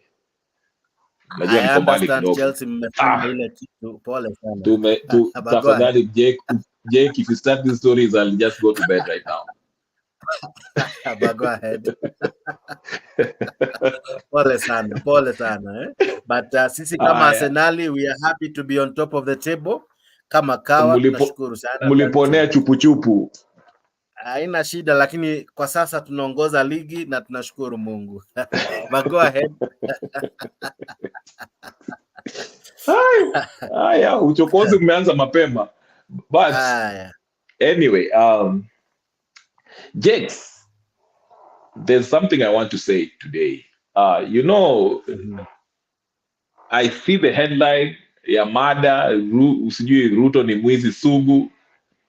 But I think now, as Kenyans, we should start looking at one part of the government. Because remember, Ruto is the executive, Sindio, head of the executive branch of government. Now, let's look at these members of parliament. And let's also look at the opposition, because opposition is part of government, even though they're the part of the legislative body. So what I'm trying to say is, number one, let's not tuache hii mambo ya sasa tunaangalia tu Ruto, ati Ruto ni mwizi, Ruto is this and that and that and that and that. Let us look at government as a whole. The people we donated this power to advance our interests. Okay? So the buck does not even stop with Ruto only. Let us also look at this opposition, because if Ruto fails, we expect the opposition to check the person who's ruling so that they can advance our interests. But it seems that we are only looking at Ruto. The opposition, the only thing they're doing is what? They're having this NADCO, talks. So they can create positions for themselves so they can be part of the executive. Unaona? That's number one. So to answer your question, you're very right. Number one, I don't know why did they have to have this talk outside the parliament? That's the first question we should ask ourselves. All these issues that they're talking about, it can be done in the parliament directly. You don't need the Kalonzo Musyokas to start telling us about the cost of living and all this nonsense, okay? That's simple. Parliament is a market. The parliament of 350 members, that is a market, like a political rally. So you can't have a talk in a market. Leo, allow him to finish. No, ahead. It's okay. He's saying it's a market. Okay, you can call it a market. But guess what, Leo? They are the legislative body of government. That's where they make laws. Okay? So you, as Mwananchi, if you feel like in any case, whether a market or not, the final report will be taken to them. So it doesn't matter whether a market or not, the final report will have their say. Thank you. That's why I'm saying these talks we shouldn't even have an extra parliamentary talk. The talk that they're talking about should be happening and debated in the parliament, in the legislative body. People like Alonso, who are not elected officials, have no business sitting in this discussing matters that we care about. They are not holding any public position. Okay, that's why I'm saying, because they're saying this is a national dialogue. It's not a national dialogue. This is a dialogue between Azimio and Kenya Kwanza. Some of us are not members of Azimio or Kenya Kwanza. Where does that leave us? We're not included in this dialogue. Okay, but we are also Kenyans. So we reject that report even before they come up with it. It's because it doesn't advance our interests. It only advances the interests of who? Members of Kenya Kwanza and members of Azimio. It is not for Kenyans. So we reject that.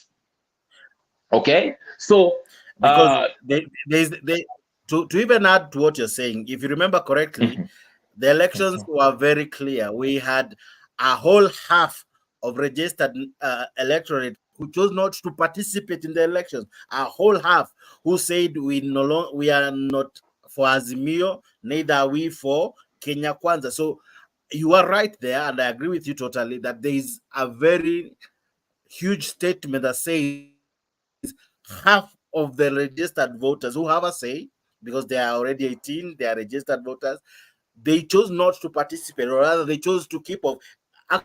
Actually, they voted by saying, we don't agree with the names that were presented to us.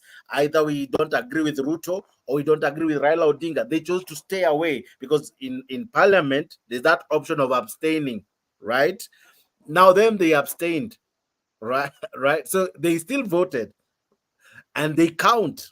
And I agree with you, they were not represented in these talks. Correct. Go ahead. Sorry, I just felt I needed to punch that one in because I'm sure Leo as well will want to punch you out of it as well. But go ahead. No, don't worry. These Arsenal people like Leo, I want to deal with them perpendicularly today. But But they are on No, top but of the league. But go ahead. But I like Leo. But anyway, that's what I'm trying to say is this. Now what we should do as wananchi, let's exercise our powers as citizens. Let's start holding our representatives accountable.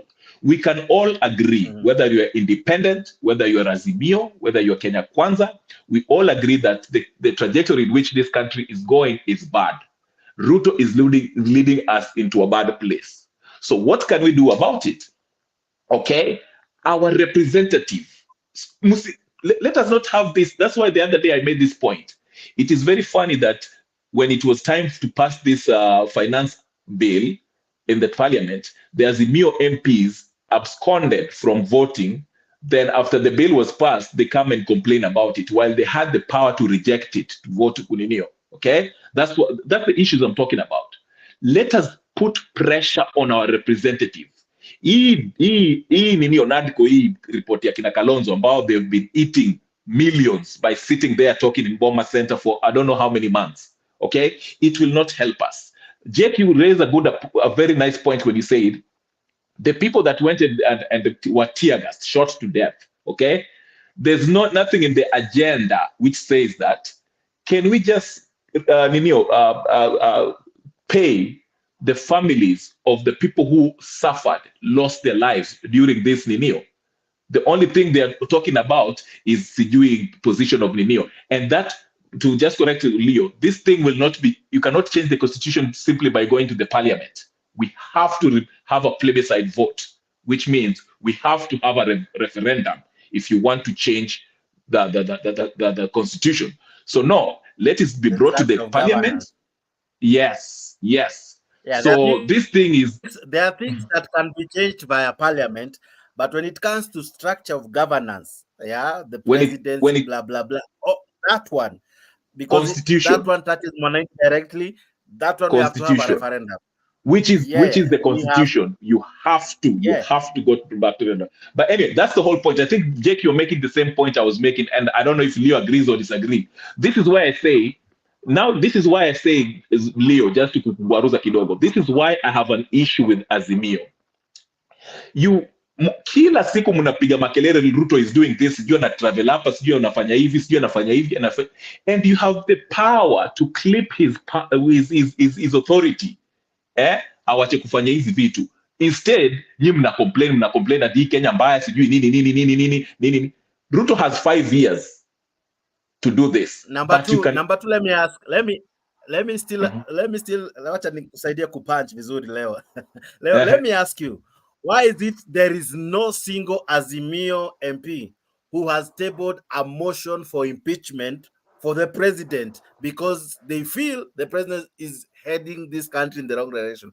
Why? At a young, let's say it has lacked support, it has lacked only Azimio guys who supported it, it only had 2 votes, only 2 or even 1 ya mwenye ametable hiyo motion. Why is it that no Azimio MP lacks the balls, if I can use those words? Mr. Jakes, I believe most of you here, if not all of you, because of some historical reasons, are Christians, not because of spiritual reasons. Because of historical reasons, most of you are Christians, and if you are Christians, you must be good students of Bible and the book of Ecclesiastes. And if you read even some parts of the wise writings of King Solomon and this polygamous king, it reminds you that it is foolishness to chase against the wind. You know the threshold that is needed to impeach a president in this country. You know the threshold. It is not a kid's job. So once you are convinced in your mind, based on psychophancy that we have in this country, based on psychophancy, based on experience, you can't waste time drafting something to go and chase the wind. That's your response. Now let me respond to you with a good book. Let me respond to you with the good book. The good book says like this: When the righteous prosper, the city rejoices. And when the wicked perish, let us shout for joy. I think it will be a resounding joy when we see the wicked perish. Sorry, I'm even almost becoming religious. Japolo is in the house as well. Unfortunately, Diana is gone. Now, the wickedness that we are having, are we doing ourselves any justice by keeping quiet? By saying we are chasing after the wind for not filing a motion to impeach the president simply because he has failed on his mandate, simply because we lack probably the numbers? Don't you think Wananchi will support the idea? You know, at times you normally say you speak for the Wananchi, which is very fine. Why not stand alone and be with Wananchi? Sisi tukubak, we support your idea. Let the idea fail in parliament, but at least there was an effort. At least there was an attempt. But failing to do something, folding your hands, does not mean, or rather does not indicate that you're doing so. In any case, we're just classifying you together, that both you and Azimio and Kenya Kwanza, you are just a bunch of the same thing, only acting different to the crowd, but you're just the same. You are just the same. Right now, you're bringing a report only to further your agenda. This prime cabinet secretary furthers your agenda as Azimio, because tomorrow, when you pick someone and give him that post, it will already be a constitutional post. When you have an oppositional leader, whether Kalonzo or whoever, it will already be a constitutional post. So it is already your agenda. But you want to come back, right, and act to the masses how good you are, how you're speaking to us or for us, or that, oh, you see, Ruto is doing, oh, you see, Ruto is stealing, oh, you see, really? Sorry, I almost even sound like a Kenya Kwanza affiliate member. But at what point will we see Azimio, despite the lack of numbers, coming out strong and showcasing its anti-government crusade in parliament, not by skiving meetings, by skiving parliament, by skiving when when we have serious motions, they skive. They are not there. They are not there to be seen, so that the hazard cannot record their sentiments. Why? So, Leo, please tell me, before you quote the scriptures of chasing after the wind, show us an attempt. Show us an attempt. Leo is running away. Oh, sorry. I'm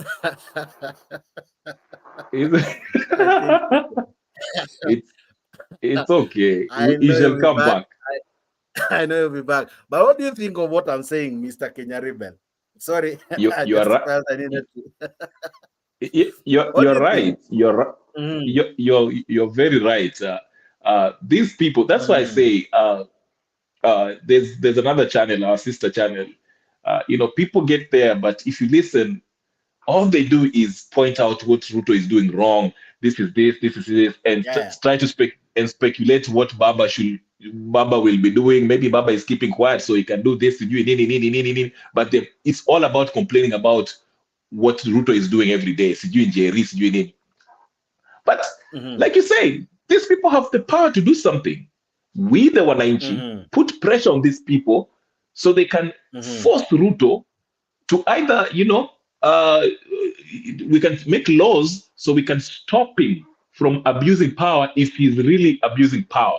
Now, let us not get anything twisted. There's a difference between failing to deliver on your policies, and also there's a difference in whether you're breaking the law. Where did Ruto break the law? All he's doing is breaking promises and doing things. He hasn't broken the law. But if he breaks the law, again, we can have a vote of no confidence on him and remove him to this point where they're saying that Ruto is buying MPs. Let's look at Azimio. Is Ruto richer than the Kenyatta family? Is Ruto richer than Raila Odinga? Is Ruto richer than the Moi family? These are people who are in Azimio. Kenyatta family and Moi family and Odinga family can buy Ruto 10 times You mean they cannot buy some of these Azimio, some of these Nino, Wasingishu, I don't know, whatever, not even Wasingishu. What am I saying? The Azimio, Nino. Now, I told them the other day, even the Azimio, Nino, the Kenya Kwanza MPs, like Wakina Dismas Barasa or whatever, they're also saying, Nino, cost of living is, if it doesn't come down, watavuka mpaka. Why can't Azimio use people like Dismas Baraza, okay? Bring them to your fold. Come up with a legislation that legislates against some of the policies that Ruto is Nino. Why can't you join hands with that instead of calling them Tugege and calling them all these names? You should be smart. But we are here complaining about what Ruto is doing every day. Kenya revolution.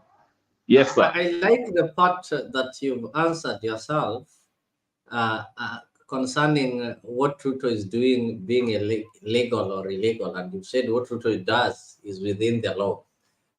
You're a student of history, and you'll remember that everything that Hitler did, all those kind of Holocaust and everything that Hitler did, everything that he did was legal. True or false? False. Not everything that he did was legal, but go ahead. No, maybe based on your perception, but legally, if you look at the laws that were there, he ensured that all these things had some legal framework. That is why Ruto is also a smart politician. No. Leo, calm down. Leo, before you go on, there's nothing legal about putting thousands of Jews in a torture chamber and gassing them to death. What's so legal about that, my friend?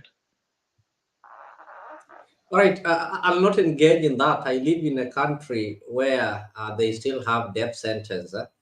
They sentence you to death. They tie you on a tree, cover you, and you know that day you're going to die, and they shoot you. I've witnessed it, not once, not twice. So I've seen it. Though it's so traumatizing, but I've seen it. It happens. The point I was making, Leo, if I may cut, I was just saying that I was just disabusing you of this notion that everything Hitler did was within the legal framework. No, it wasn't. It was illegal. That's why I say the Jews that he put in the torture chamber and gassed them to death, that was an illegal act. They were not put through courts and prosecuted for any crimes that they committed. He just took them and rounded them up and killed them. That's the point I'm making. But go ahead with the submission. All right. Thank you. Ruto is a wise and cunning politician. When he wanted to overtax you, he really ensured that the Finance Act 2023 included most of the things that will inflict pain on you. But he knew when maybe he just woke up and said, Uhuru used to wake up and make some executive orders. So the first thing, he had to mobilize his Tugeges, though you don't want us to use that name, I'm sorry. After mobilizing them, he ensured that this thing was passed and it became a law. So whenever you stand in a political rally or you stand and start opposing that you see Ikitu tax inakuwa mingi, he'll tell you it is your MPs who passed it. Right now, he's trying to propose, I think, some percentage to be deducted from every worker. We've also had things like the Hustler Fund. You know how they were rushed and deliberated in Parliament. Actually, most people don't know that this Hustler Fund, the issue was taken to Parliament, though a lot of money has been lost there. So what I also have to agree is that it is not only the Azimio MPs, it is Kenyans at large that have failed in electing responsible leaders who know their role. We've reached a point whereby we elect people based on the political waves and based on our stomachs. And that is what they give us in form of bribes. If you look at 70% of the members of parliament that we have in the parliament currently, they don't know their work. And you'll barely have some MPs even attend the sessions in parliament. They just go there as a legal matter to ensure that they don't find themselves maybe losing the seat because of absenteeism. They will either go there if there's something that they've been whipped to go and vote for or vote against, or they will go there to maintain that attendance so that they marked present.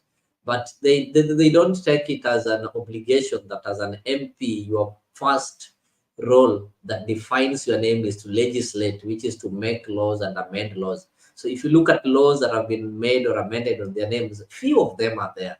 Few of them are in parliament. They have their side businesses. They will always pass there. It is like a transit. So that's the problem that we're having as a country. It is not only in Azimio, though there are some quite MPs that you can name from the side of Azimio.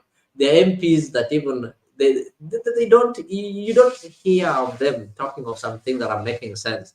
They will only talk when there's things that are humorous in parliament, like exchange on such kind of issues. So the country has really failed, and the parliament has lost its image. So even when you're telling me that the bipartisan talk was supposed to be taken to parliament, that was a joke.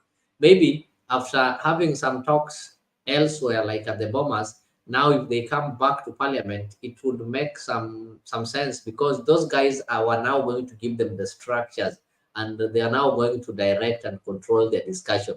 So if they were left to discuss, I don't think they will even manage to come up with the agendas. But now the report is going to like control them. It is a manual that they are going to work on. That manual, they either change it or agree with it. That is it. But if you left the entire thing to be concepted in parliament, then we would not move anywhere. We don't have a parliament. Okay, and one thing we have to also remember, Leo, when your MP fails to go to the parliament and legislate or to advance your interests as a people, it's your fault as a mwananchi. Your responsibility as a voter and as a citizen does not stop at the ballot station, at the polling station. We have to have active citizenry. If your MP is not doing his work, is not advancing your interest, we can recall them, put pressure on them. That's what I'm saying. And this is what I mentioned. That's why I say it is also our fault as wananchi, because these MPs, you vote for them to go there, they don't do their jobs. Alafu sisi tunakaa hapa tunasema ati Ruto anaiba, while people who should be bringing a motion to impeach Ruto, they're not even showing up in court. I used an example of that finance bill that you're telling me right now. When it was time to vote for that finance bill, 89 MPs did not show up for that vote. Majority of them were Azimio. And these same MPs came back and told us that, hey, Ruto did this, Ruto did this. Ruto did not force anyone to pass that bill. He didn't put a gun in somebody's head and told you, don't come and vote. They did so by their own volition. They didn't show up. So the thing passed by majority, okay? So you can't come back and say and blame Ruto is passing a high tax bill, whatever, finance bill, that's having us pay high taxes, while your MP who was supposed to vote on that motion absconded, didn't show up. You should hold that MP responsible. Okay, that's what I'm saying. So don't blame Ruto. Ruto is just doing his job as a Nino. Ameleta Nino. The bill was introduced there. The parliament was supposed to vote on it. Your parliamentarian failed to show up. Whose fault is it? And you're still listening to these MPs when they come back to you, the mashinani, and you agree with him. So whose fault is that? It is you as the citizen. That's why I say the biggest problem with wananchi in Kenya is that we don't understand how government works.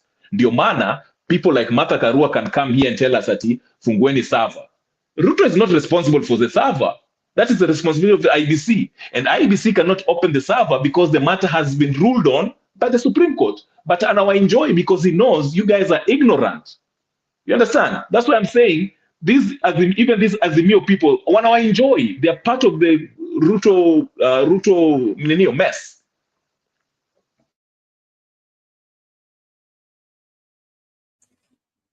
Sorry for that. Sorry. Let me ask you, Bwana Kenya Rebel.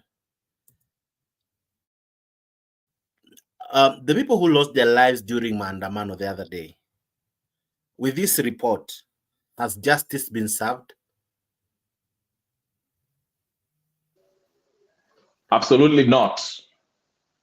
Absolutely not. Where did you hear anything about the Nino, the people who lost their lives? To say at tutawapatia at least 13 or 30,000 for anyone who lost their lives or property in the Mandamano. Nothing. They only went to listen. Remember when the atrocity happened in Nyalenda, in Kisumu, or the next a few days later, the Azimio people, Raila Odinga and Kenyatta and Kalonzo went to Westlands. Was it Karen? Actually, they went to Karen to hold a vigil in Karen while the atrocities happened in Nyalenda.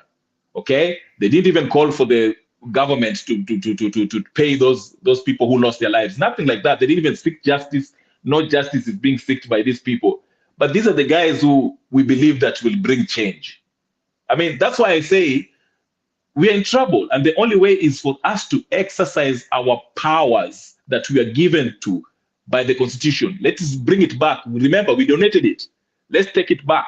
Let's vote these people out because they're not advancing our interest in the legislative body to check the president from doing all these atrocities they're doing. That's why I'm blaming both Azimio, especially the Azimio, because these are the guys who are supposed to be checking the president.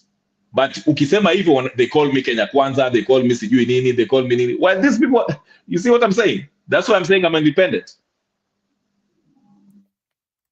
Okay, interesting. Leo, let me ask you this, even as I bring in Mzalendo. At one point, I strongly believe that Kenya Kwanza as well are letting us down. We didn't elect them just to be choir members of Kenya, of the government.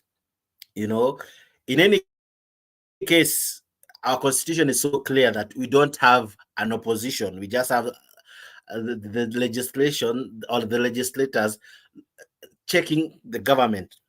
But as it is, I think in the last regime and this one, what we elect is members of a choir team.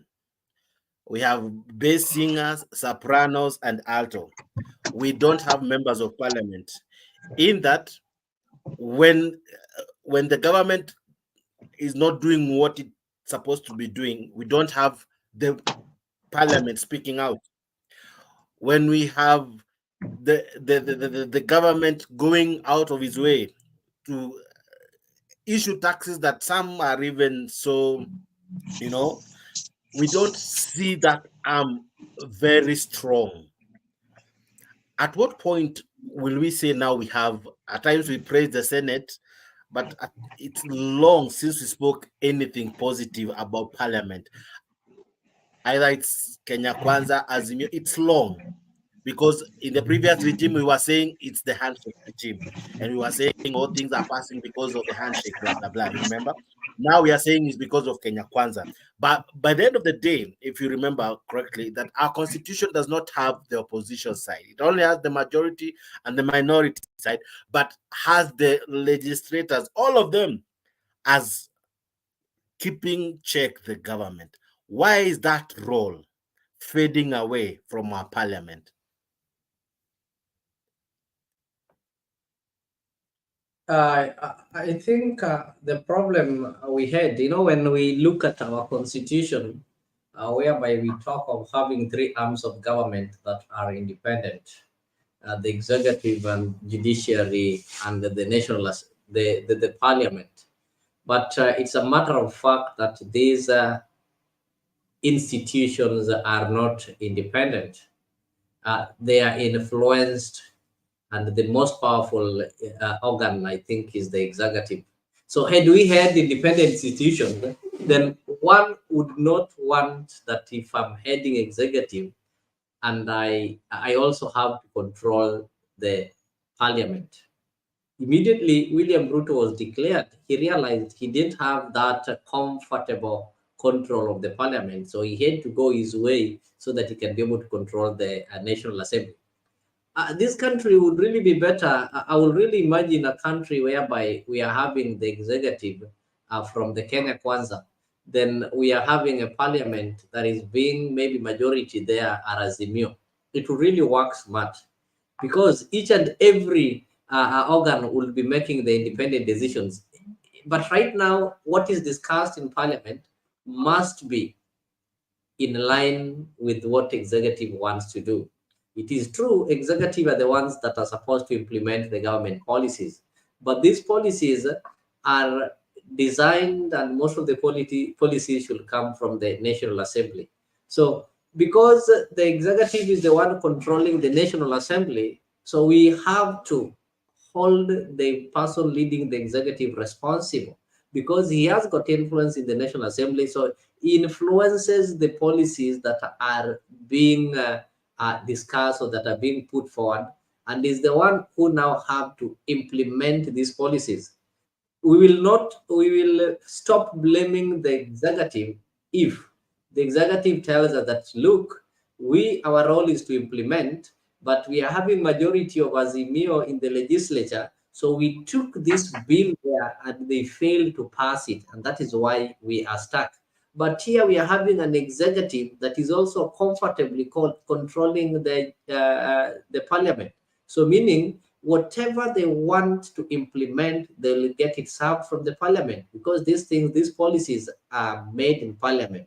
So if the Kenya Kwanza today wants a free primary education, it is simple.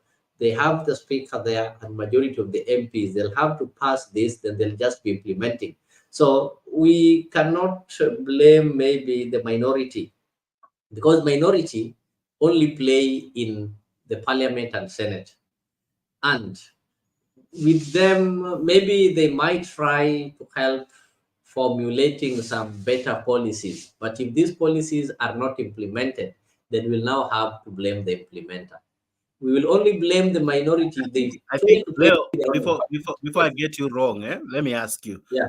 The Constitution, has it defined the role of the minority side? And the Constitution has defined the role. Okay. That is what now the confusion that we're having. Our Constitution only defines the role of Parliament. Parliament Our is Constitution first describes that we have the majority and minority, correct? And the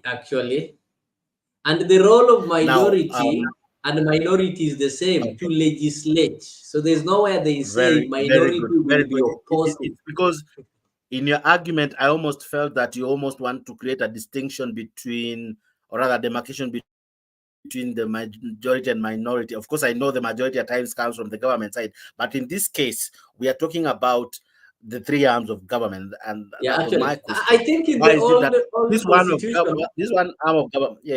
one arm of government feels as though it's letting us down totally. In the old constitution, the debates in parliament were more of opposing and proposing, because we had the opposition, whereby if a government brought some item of debate, because you're in opposition, you were subjected to go against it. But currently, we are having minority and majority. And at any time, somebody from a minority party, those are just as far as the leadership is concerned and how to distribute the positions, and they're political actually, but practically somebody from minority side will find himself or herself supporting a bill brought by somebody from the majority side. So we will determine the majority and minority at the point of voting or at the point of contributing in the floor. If somebody comes up with a bill that we want to ensure that kids are given sanitary pads in school, this person is from maybe, let's say, minority leader Opiyo Wandayi, then those people from majority side feel that this bill is fit, they will vote for it, and they will give some better reasons why they need to vote for it. So after taking that vote, you'll find that the people who will carry the day will be the majority. So this majority is just political, but practically you can change, you can shift, you can be voted in ODM, but when you reach there, somebody from UDA brings a progressive bill, then you pass it, you support it.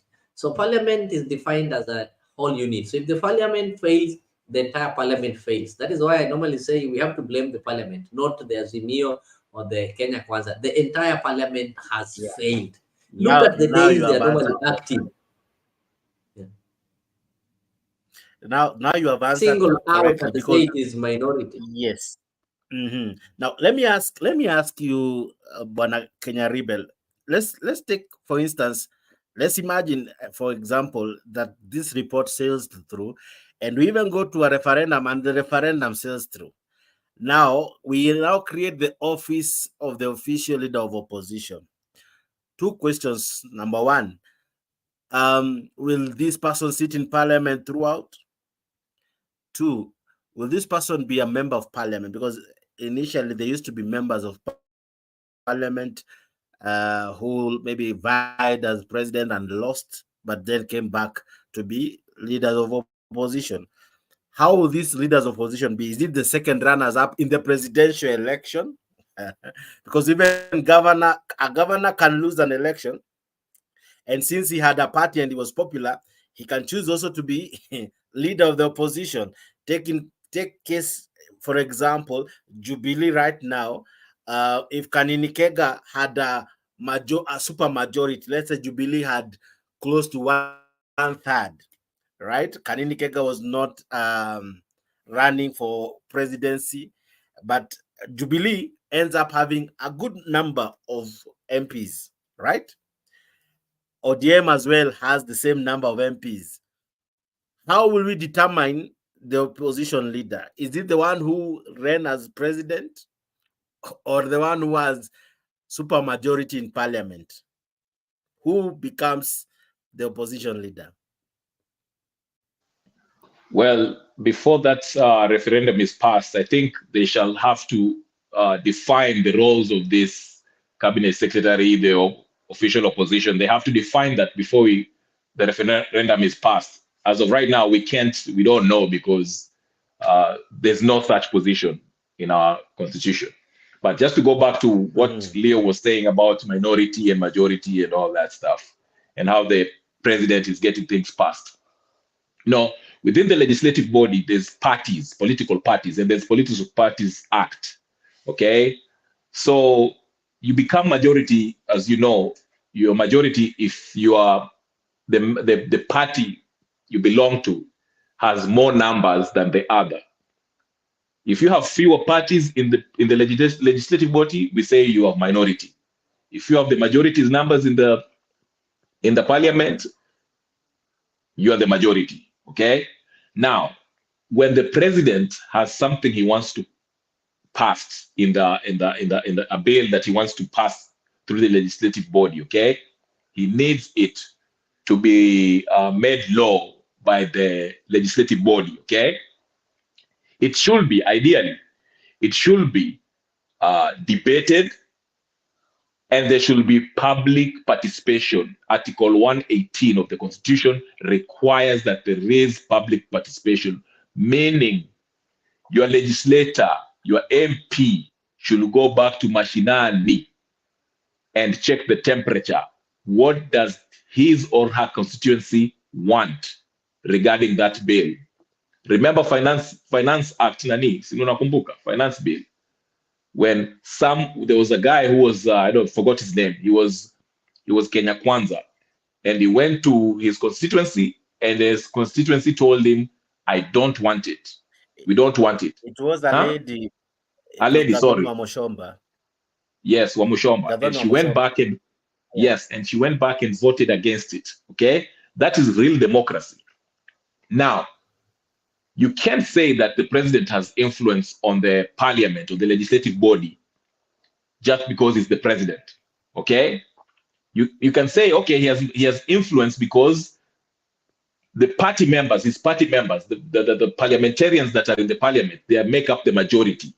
So it might be easier for him to pass his bill. But like I say, if the bill is debated and if we have public participation, we can have a consensus on how people feel about that bill. That's why I use the Finance Act, ideally.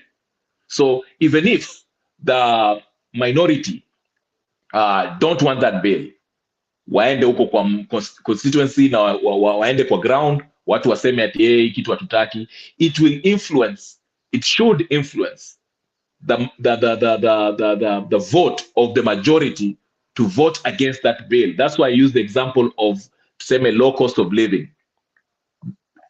Across the nation, even in Uasin Gishu, even in Kenya Kwanza strongholds, they want the prices of fuel and cost of living to go down in general.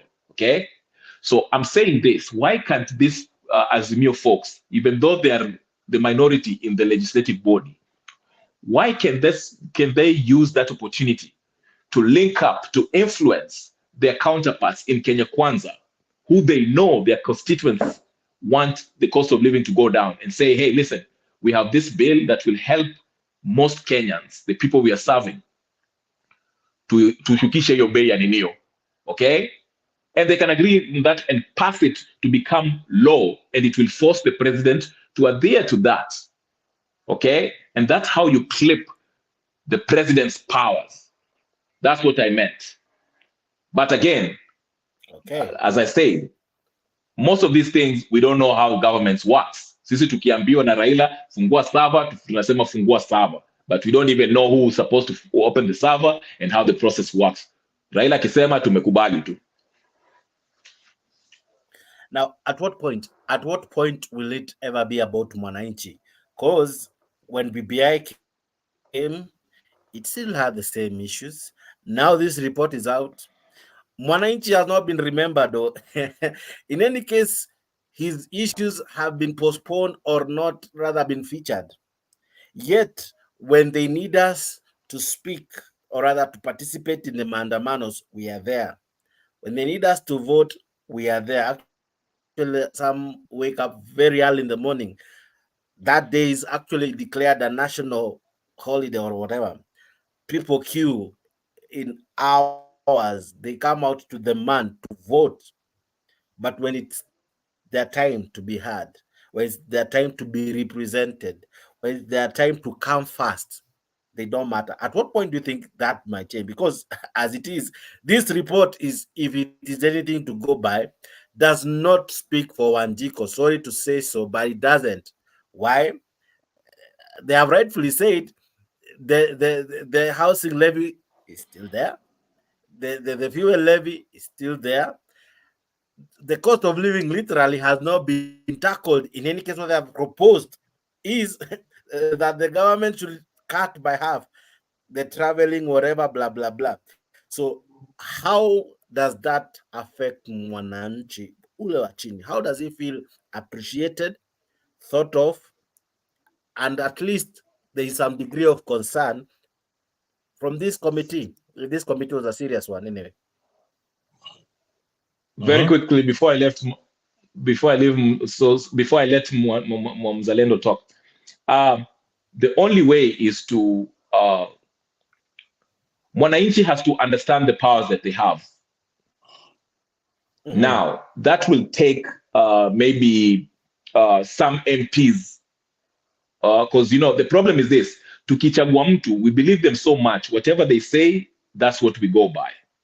But if we have people, I don't know, I don't want to say NGOs, but civic education, so we can understand the power that we have.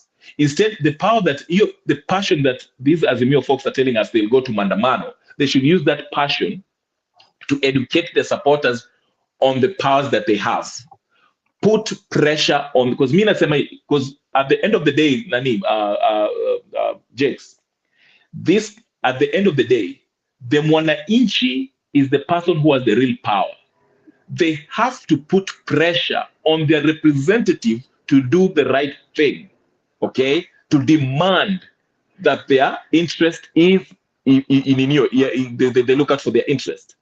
That MP will feel safe doing nothing at the parliament, legislating zero, not even showing up, being quiet the whole term, and still be re-elected. That is wrong. We should know that we have the power to remove them. Remember, let me give you a quick example before I finish. Remember when this talk started, and then somebody, Ichungwa, akaika kwa internet and say that these Azimio folks are not even, they didn't even include the cost of living. And there was an uproar. All of a sudden, when watu wakaanza kukasirika, even the Azimio supporters started saying, kumbe mlienda kujiangalilia huko hivyo. And after that uproar, The next day, Azimio made a press conference. Hey, we are going to make cost of living the first thing in the issue, okay? Because they were scared to death that the wananchi wamekasirika.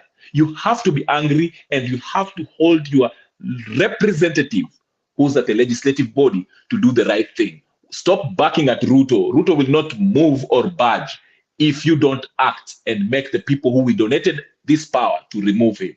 That's my message to all these people. Mzalendo, good to see you. I know you're doing well. I can see. I hope you are. But uko aje, my brother? How are you? Jakes, I'm doing fine. I'm doing fine. Karibu sana kwa show. Good to see you.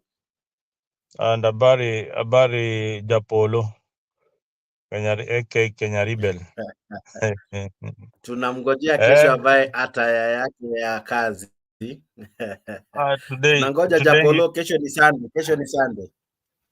Today you brought in I mean, whatever has happened today, I've been following on the background, but it's like the bipartisan talks have come to an end. With the Mwananchi, of course, still wondering whether it was meant to, whether our issues were discussed or not. That is what I've been saying all along in these talk shows, with the Leo defending the bipartisan talks. But unfortunately now you can realize that these politicians are always after what is important to them. You come third, or you are not even, you're only a voting machine to bring them to power to enjoy the goodies that comes with the representation. And now, having said that, whatever happens in the bipartisan talks, whatever issues that they will bring in parliament, that is what they ought to have done before constituting a panel in Bomas, eating our taxes, millions of our taxes for so many months. That whatever they were discussing should have been discussed in parliament. Now, this is how stupid we are. The issues are going to be brought in parliament for discussions, and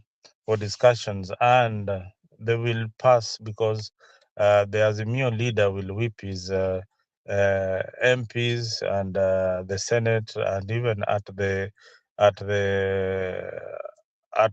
county level, because some of these issues may raise a referendum questions or queries.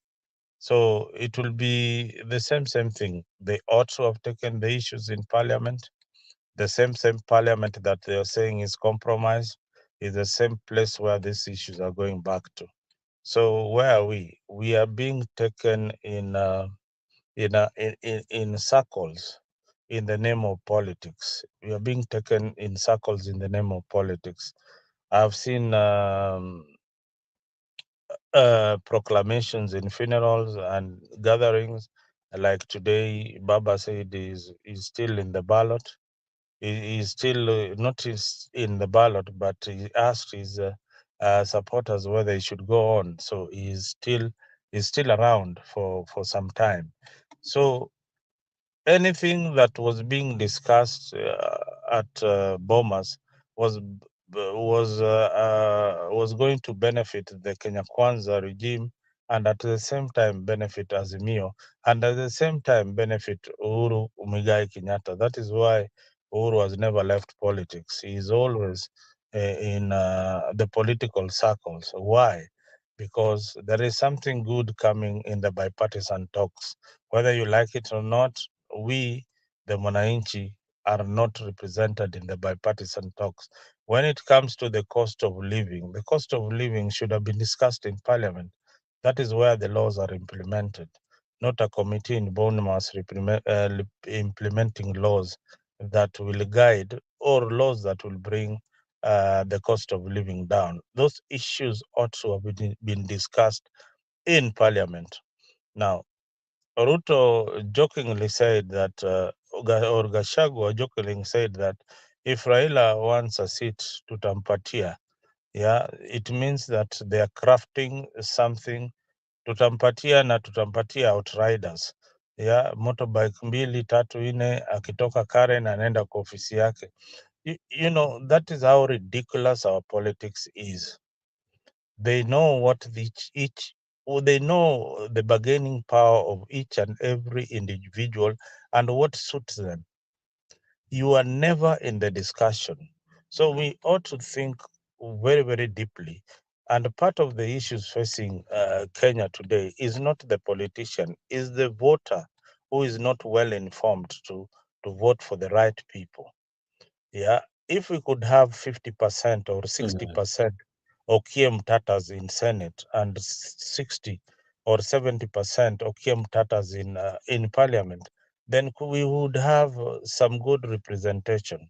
But right now we have some tribal leaders who are elected and who depend on the tribal metrics to get into power and pass these ridiculous laws that affect you and me and you. Yeah, why can't they reduce their salaries? Why can't they forfeit their allowances?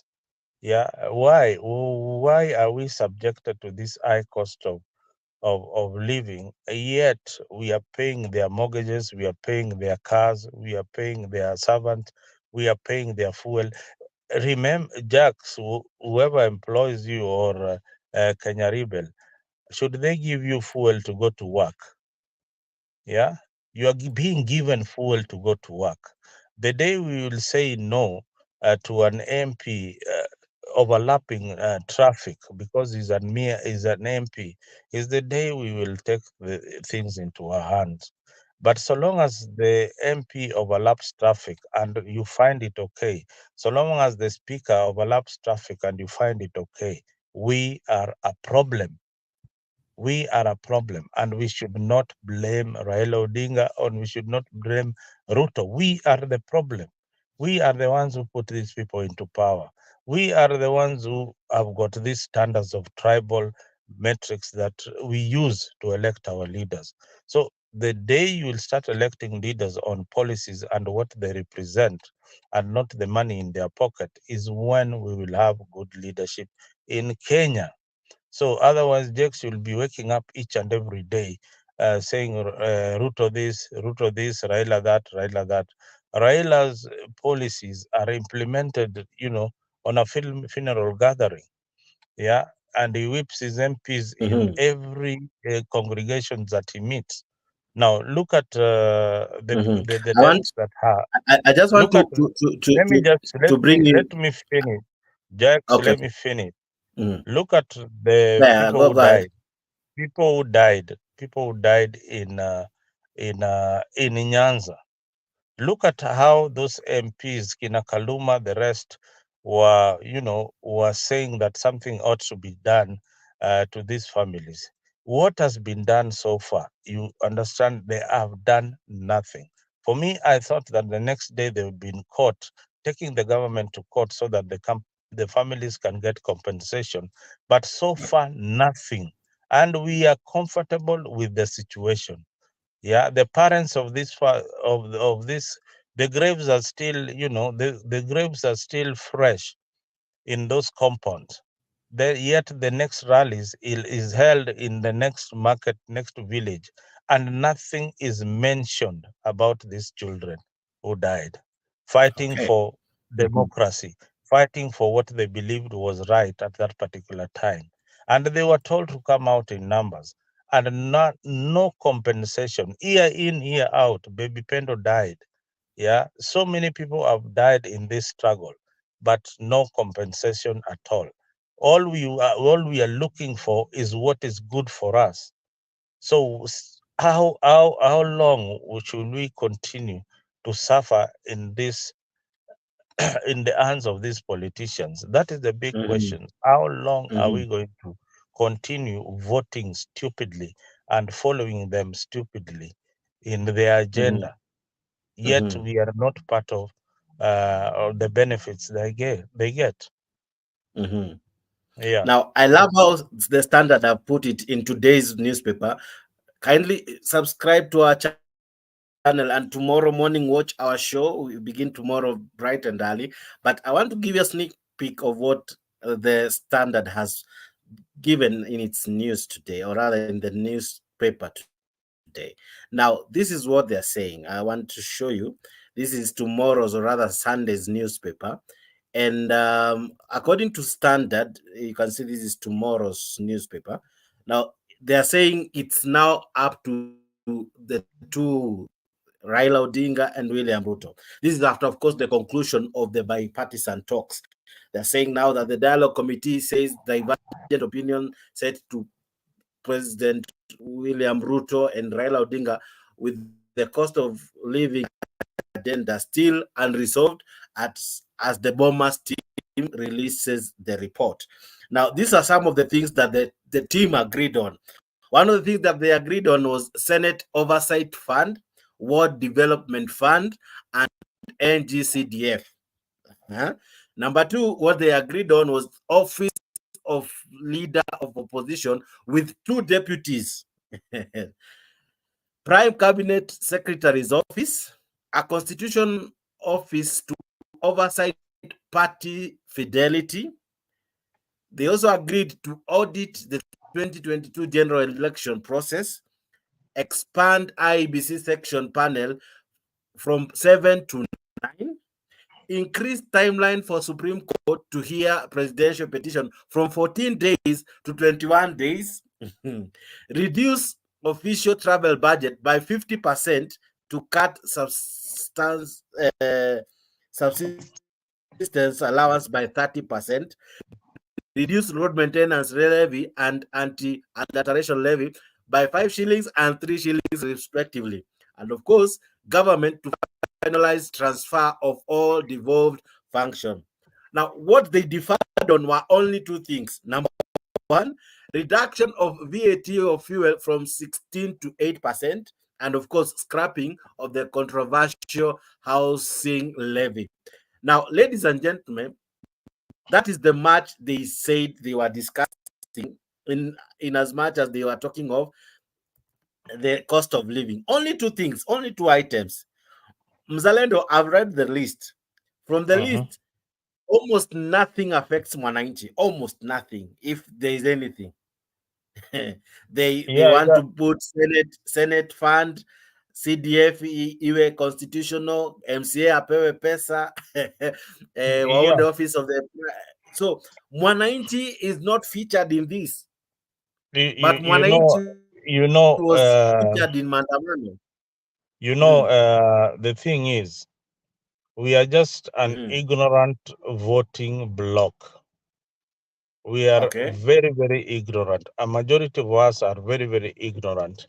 And the issues you have raised, and some of the, if the funds are going to go to the MCAs to do whatever to do the developments at the constituency level, one, it is an increment of what they are simply saying is that they want to be like MPs.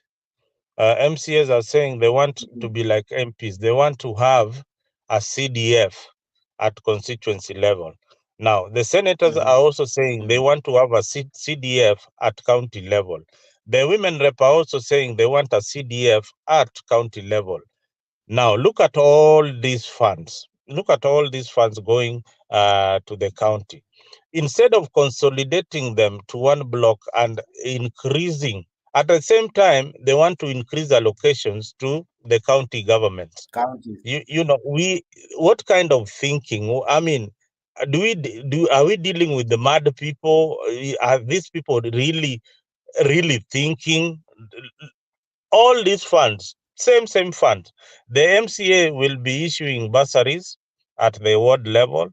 The constituency member of parliament who represents the MP will be also issuing bursary to the same constituents at the constituency level, devolving those funds to the wards. So here is a family getting bursary from the MCA, getting bursary from the MP, getting bursary from the women rep, getting bursary from the senator. Now, this is what this tells you. These guys are so dumb, they cannot create a bill in parliament that will give free secondary education to everybody else and every family, so that they are not going to pay school fees for them. But why do they still want those funds? Those funds are a bribe to you will look at those funds are a bribe. Those funds are going to be eaten. Those funds are going to be used in every election year to bribe the same voters to vote for them. Because now they who, for example, who will oversight the MCA if he eats your funds? What does the constitution tell you of who is going to oversight? For example, an MCA, Nuru Okanga, is given 200 million. Somebody who cannot count one up to 1 million is given 200 million to control. Yeah? Who is going to oversight such people? Now, I agree with you, and I couldn't even wish to add anything. But I need somebody to tell me where in the law who is going to oversight an MCA who has been given 100 million or 200 million for what development? I need an answer to that. Interesting question. I need an answer to that. If somebody gives me an answer to that, if somebody tells me that there is a law in our constitution that says that they can be oversighted other than the people that they represent, of course, right now, even as they represent us, they don't provide the services that they ought to provide for us. And we have got nothing other than just to collect signatures, which is also impossible to do. And take them to the county assembly or to the county assembly for the removal of the same MP. I mean, we are messed up. And remember, the same in a county, we have a one-party system where majority are either Azimio, or in Rift Valley, majority are UDA. Who is going to oversight members of the same political party with the same agenda, using our public funds? Nobody. The constitution never foresaw this. And that is why I agree with PLO Lumumba when he says that this constitution needs to be reviewed. It needs to be reviewed. There's so many loopholes here. And you see, I agree with you, it needs to be reviewed. But you see, these are the things they will bring that they want to review by adding to the constitution.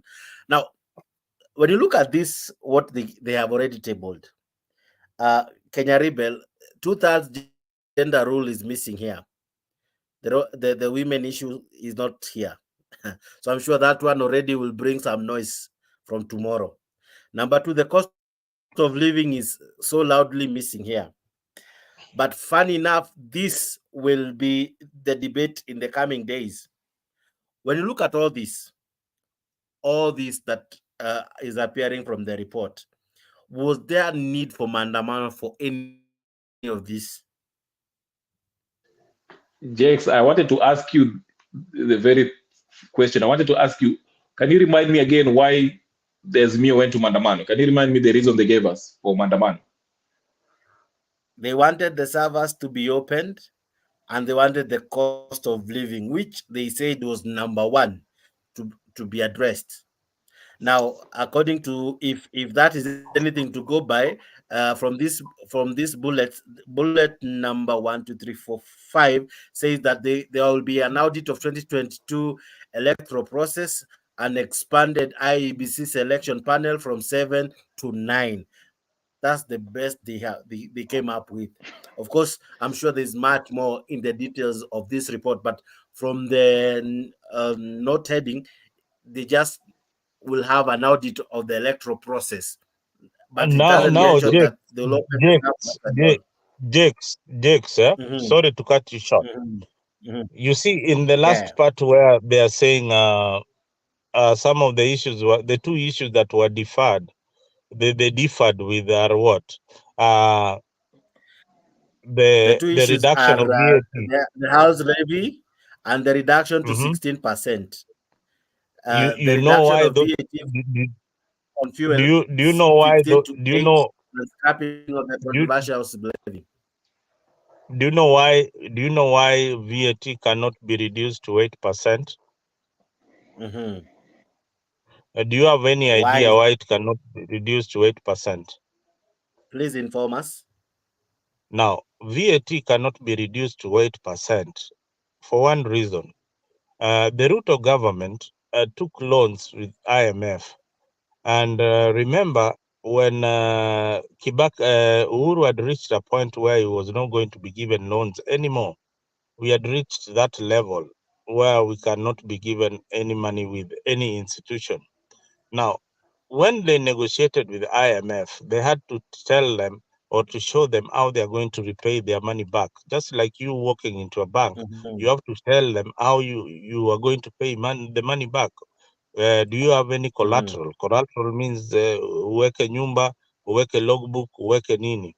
So the only collateral they have is the Kenyan people using their cars and pumping fuel, because that is a necessity, and they know that there is money in that. So that was the requirement to get any more funds from IMF, and any more loan repayment plan is still pegged on fuel.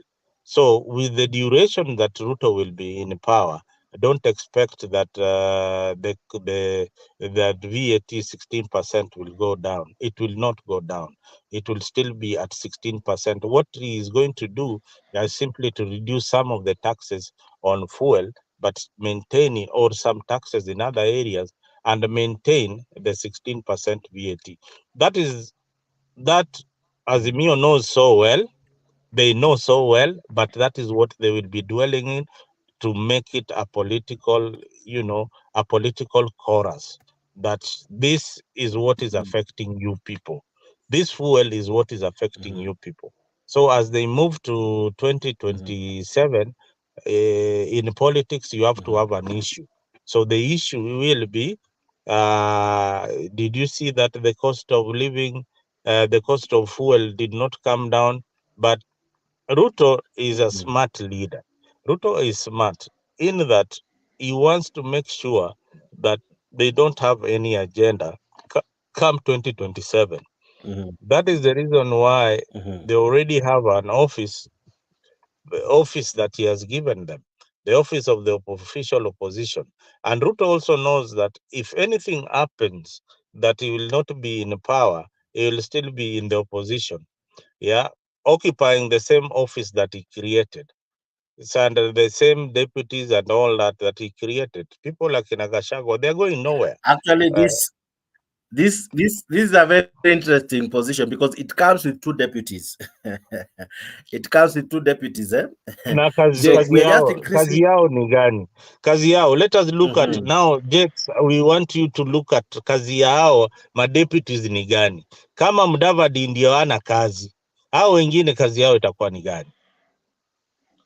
Jakes, and I'm glad has an idea. Yes, Now, I was just saying, just to add on what Mzalendo said, just this week, I don't know if you saw it in the news, it was in Standard Nation Africa.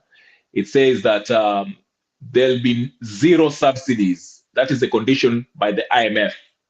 The Kenyan government cannot provide subsidies for anything, subsidize anything. It was in Nation.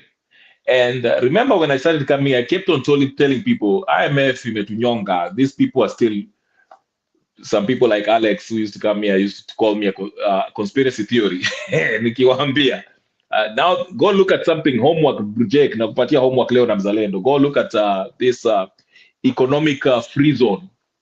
Kenya has 28 companies that are operating in economic free zones. These guys pay literally no taxes, zero.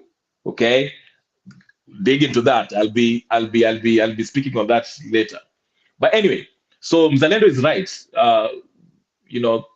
This VAT will not come down, and these things that some of the things that Azimio are proposing, again, like that VAT. And again, I've been waxing lyrical about this. Sujui fungueni server. The server will not be opened for the reasons I've gave. Junakwambia, these people Raila and Martha Karua and the rest who are screaming fungueni server, it is insulting the intelligence of Kenyan people, because they know this thing will not happen, but they keep on telling us legally we cannot open the server, but wanapatia mafans wao hope, these their followers wanafikiria server itafunguliwa ati Ruto afungue server. Ruto cannot open the server. It's not his responsibility. It is the IEBC. Now Jakes, jiulize hivi, hao watu walienda maandamano ndio they can have 2 deputies, sijui deputy of opposition leader, walibeba masufuria ndio that's the question these people. Exactly.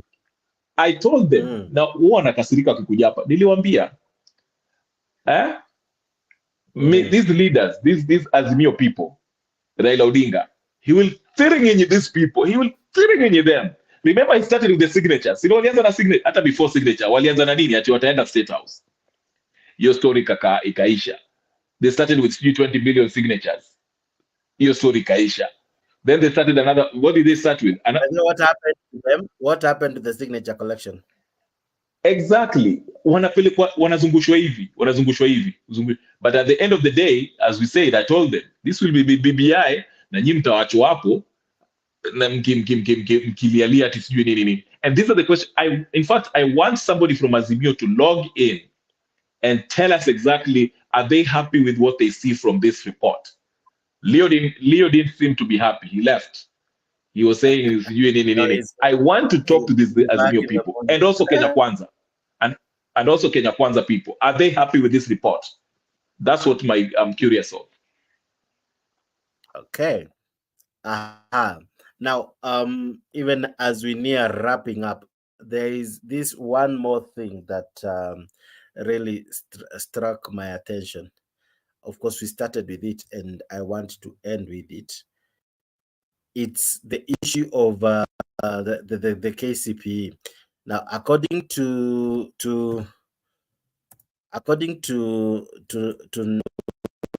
what do you call it, NEC, they're saying that the errors that happened, according to them, the errors happened because of SMS, what.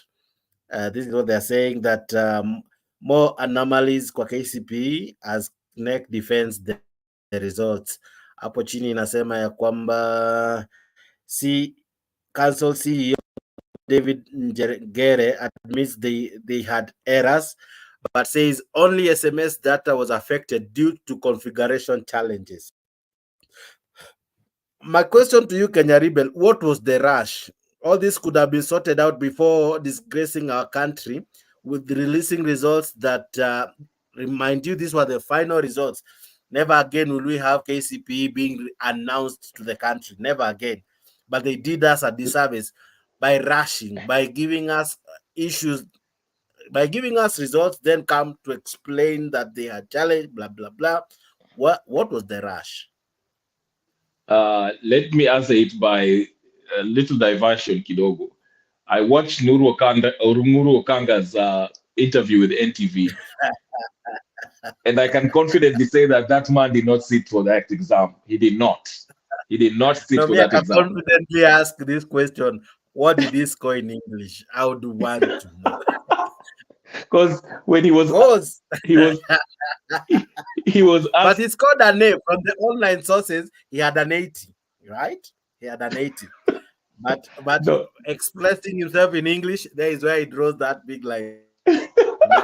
To me, I'm not even concerned about the English. He was asked a simple question. And was it a question in was it history or something? And Jamaa, so that's what I'm saying. This whole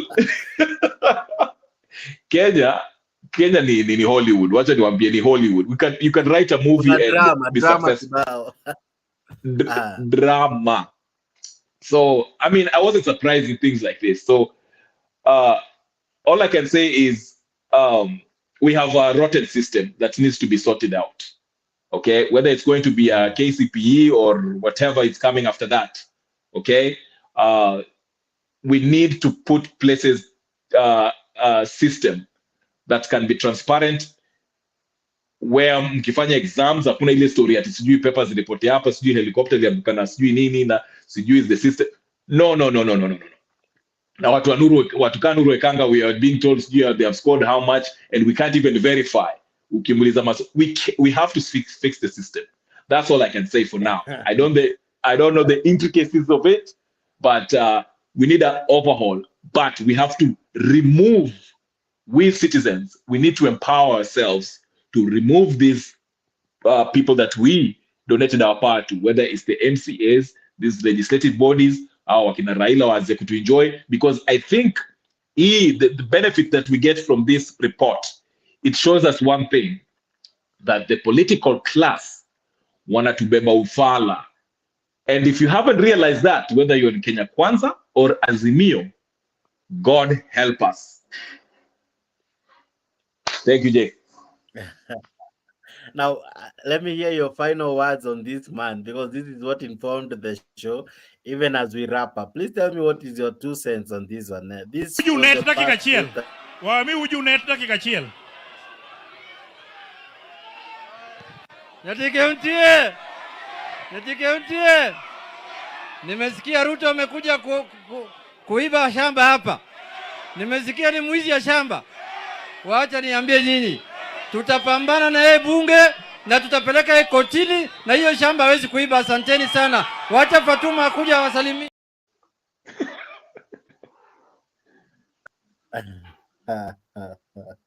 This is the same man who politicians who ananijengea siku. Go ahead. Let's even think it.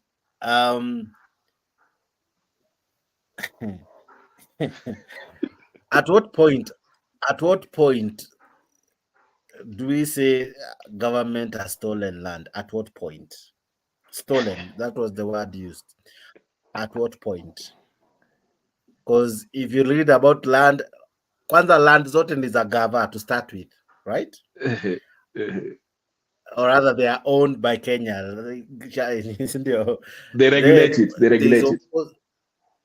Yes, it is. Then of course kukona policies, or rather kukona community land, kuna blah blah blah, kuna how land has been defined eventually, or rather in the constitution. So at what point does Ruto wake up, if anything that man, what is his name, Mohammed something, Junet, if anything he has said is true, at what point is what he has said true? At what point is it true? Wait, because you have to have a tendency of inciting the masses. Of course, I put that headline so that we discuss that topic, because you asked me why did we. That was the reason why. At what point does Ruto become a thief and using his government to steal from the great people of Migori? At what point? Regarding Junet, remember Junet? He called the followers of Azimio ng'ombe. Am I lying? Cows. Remember that? I don't have to go there, but you're saying I'm already there. I don't have to go there. This is what wanawabeba hivyo. They think of you that way, because wanakuja hapa na to use uhuru maneno matamu wanaenjoy, they incite you for political purposes. But that's why I say at some point wananchi, sisi kama wananchi, we have to sit down and say, hey mazee, lakini 1 + 1 is not 5.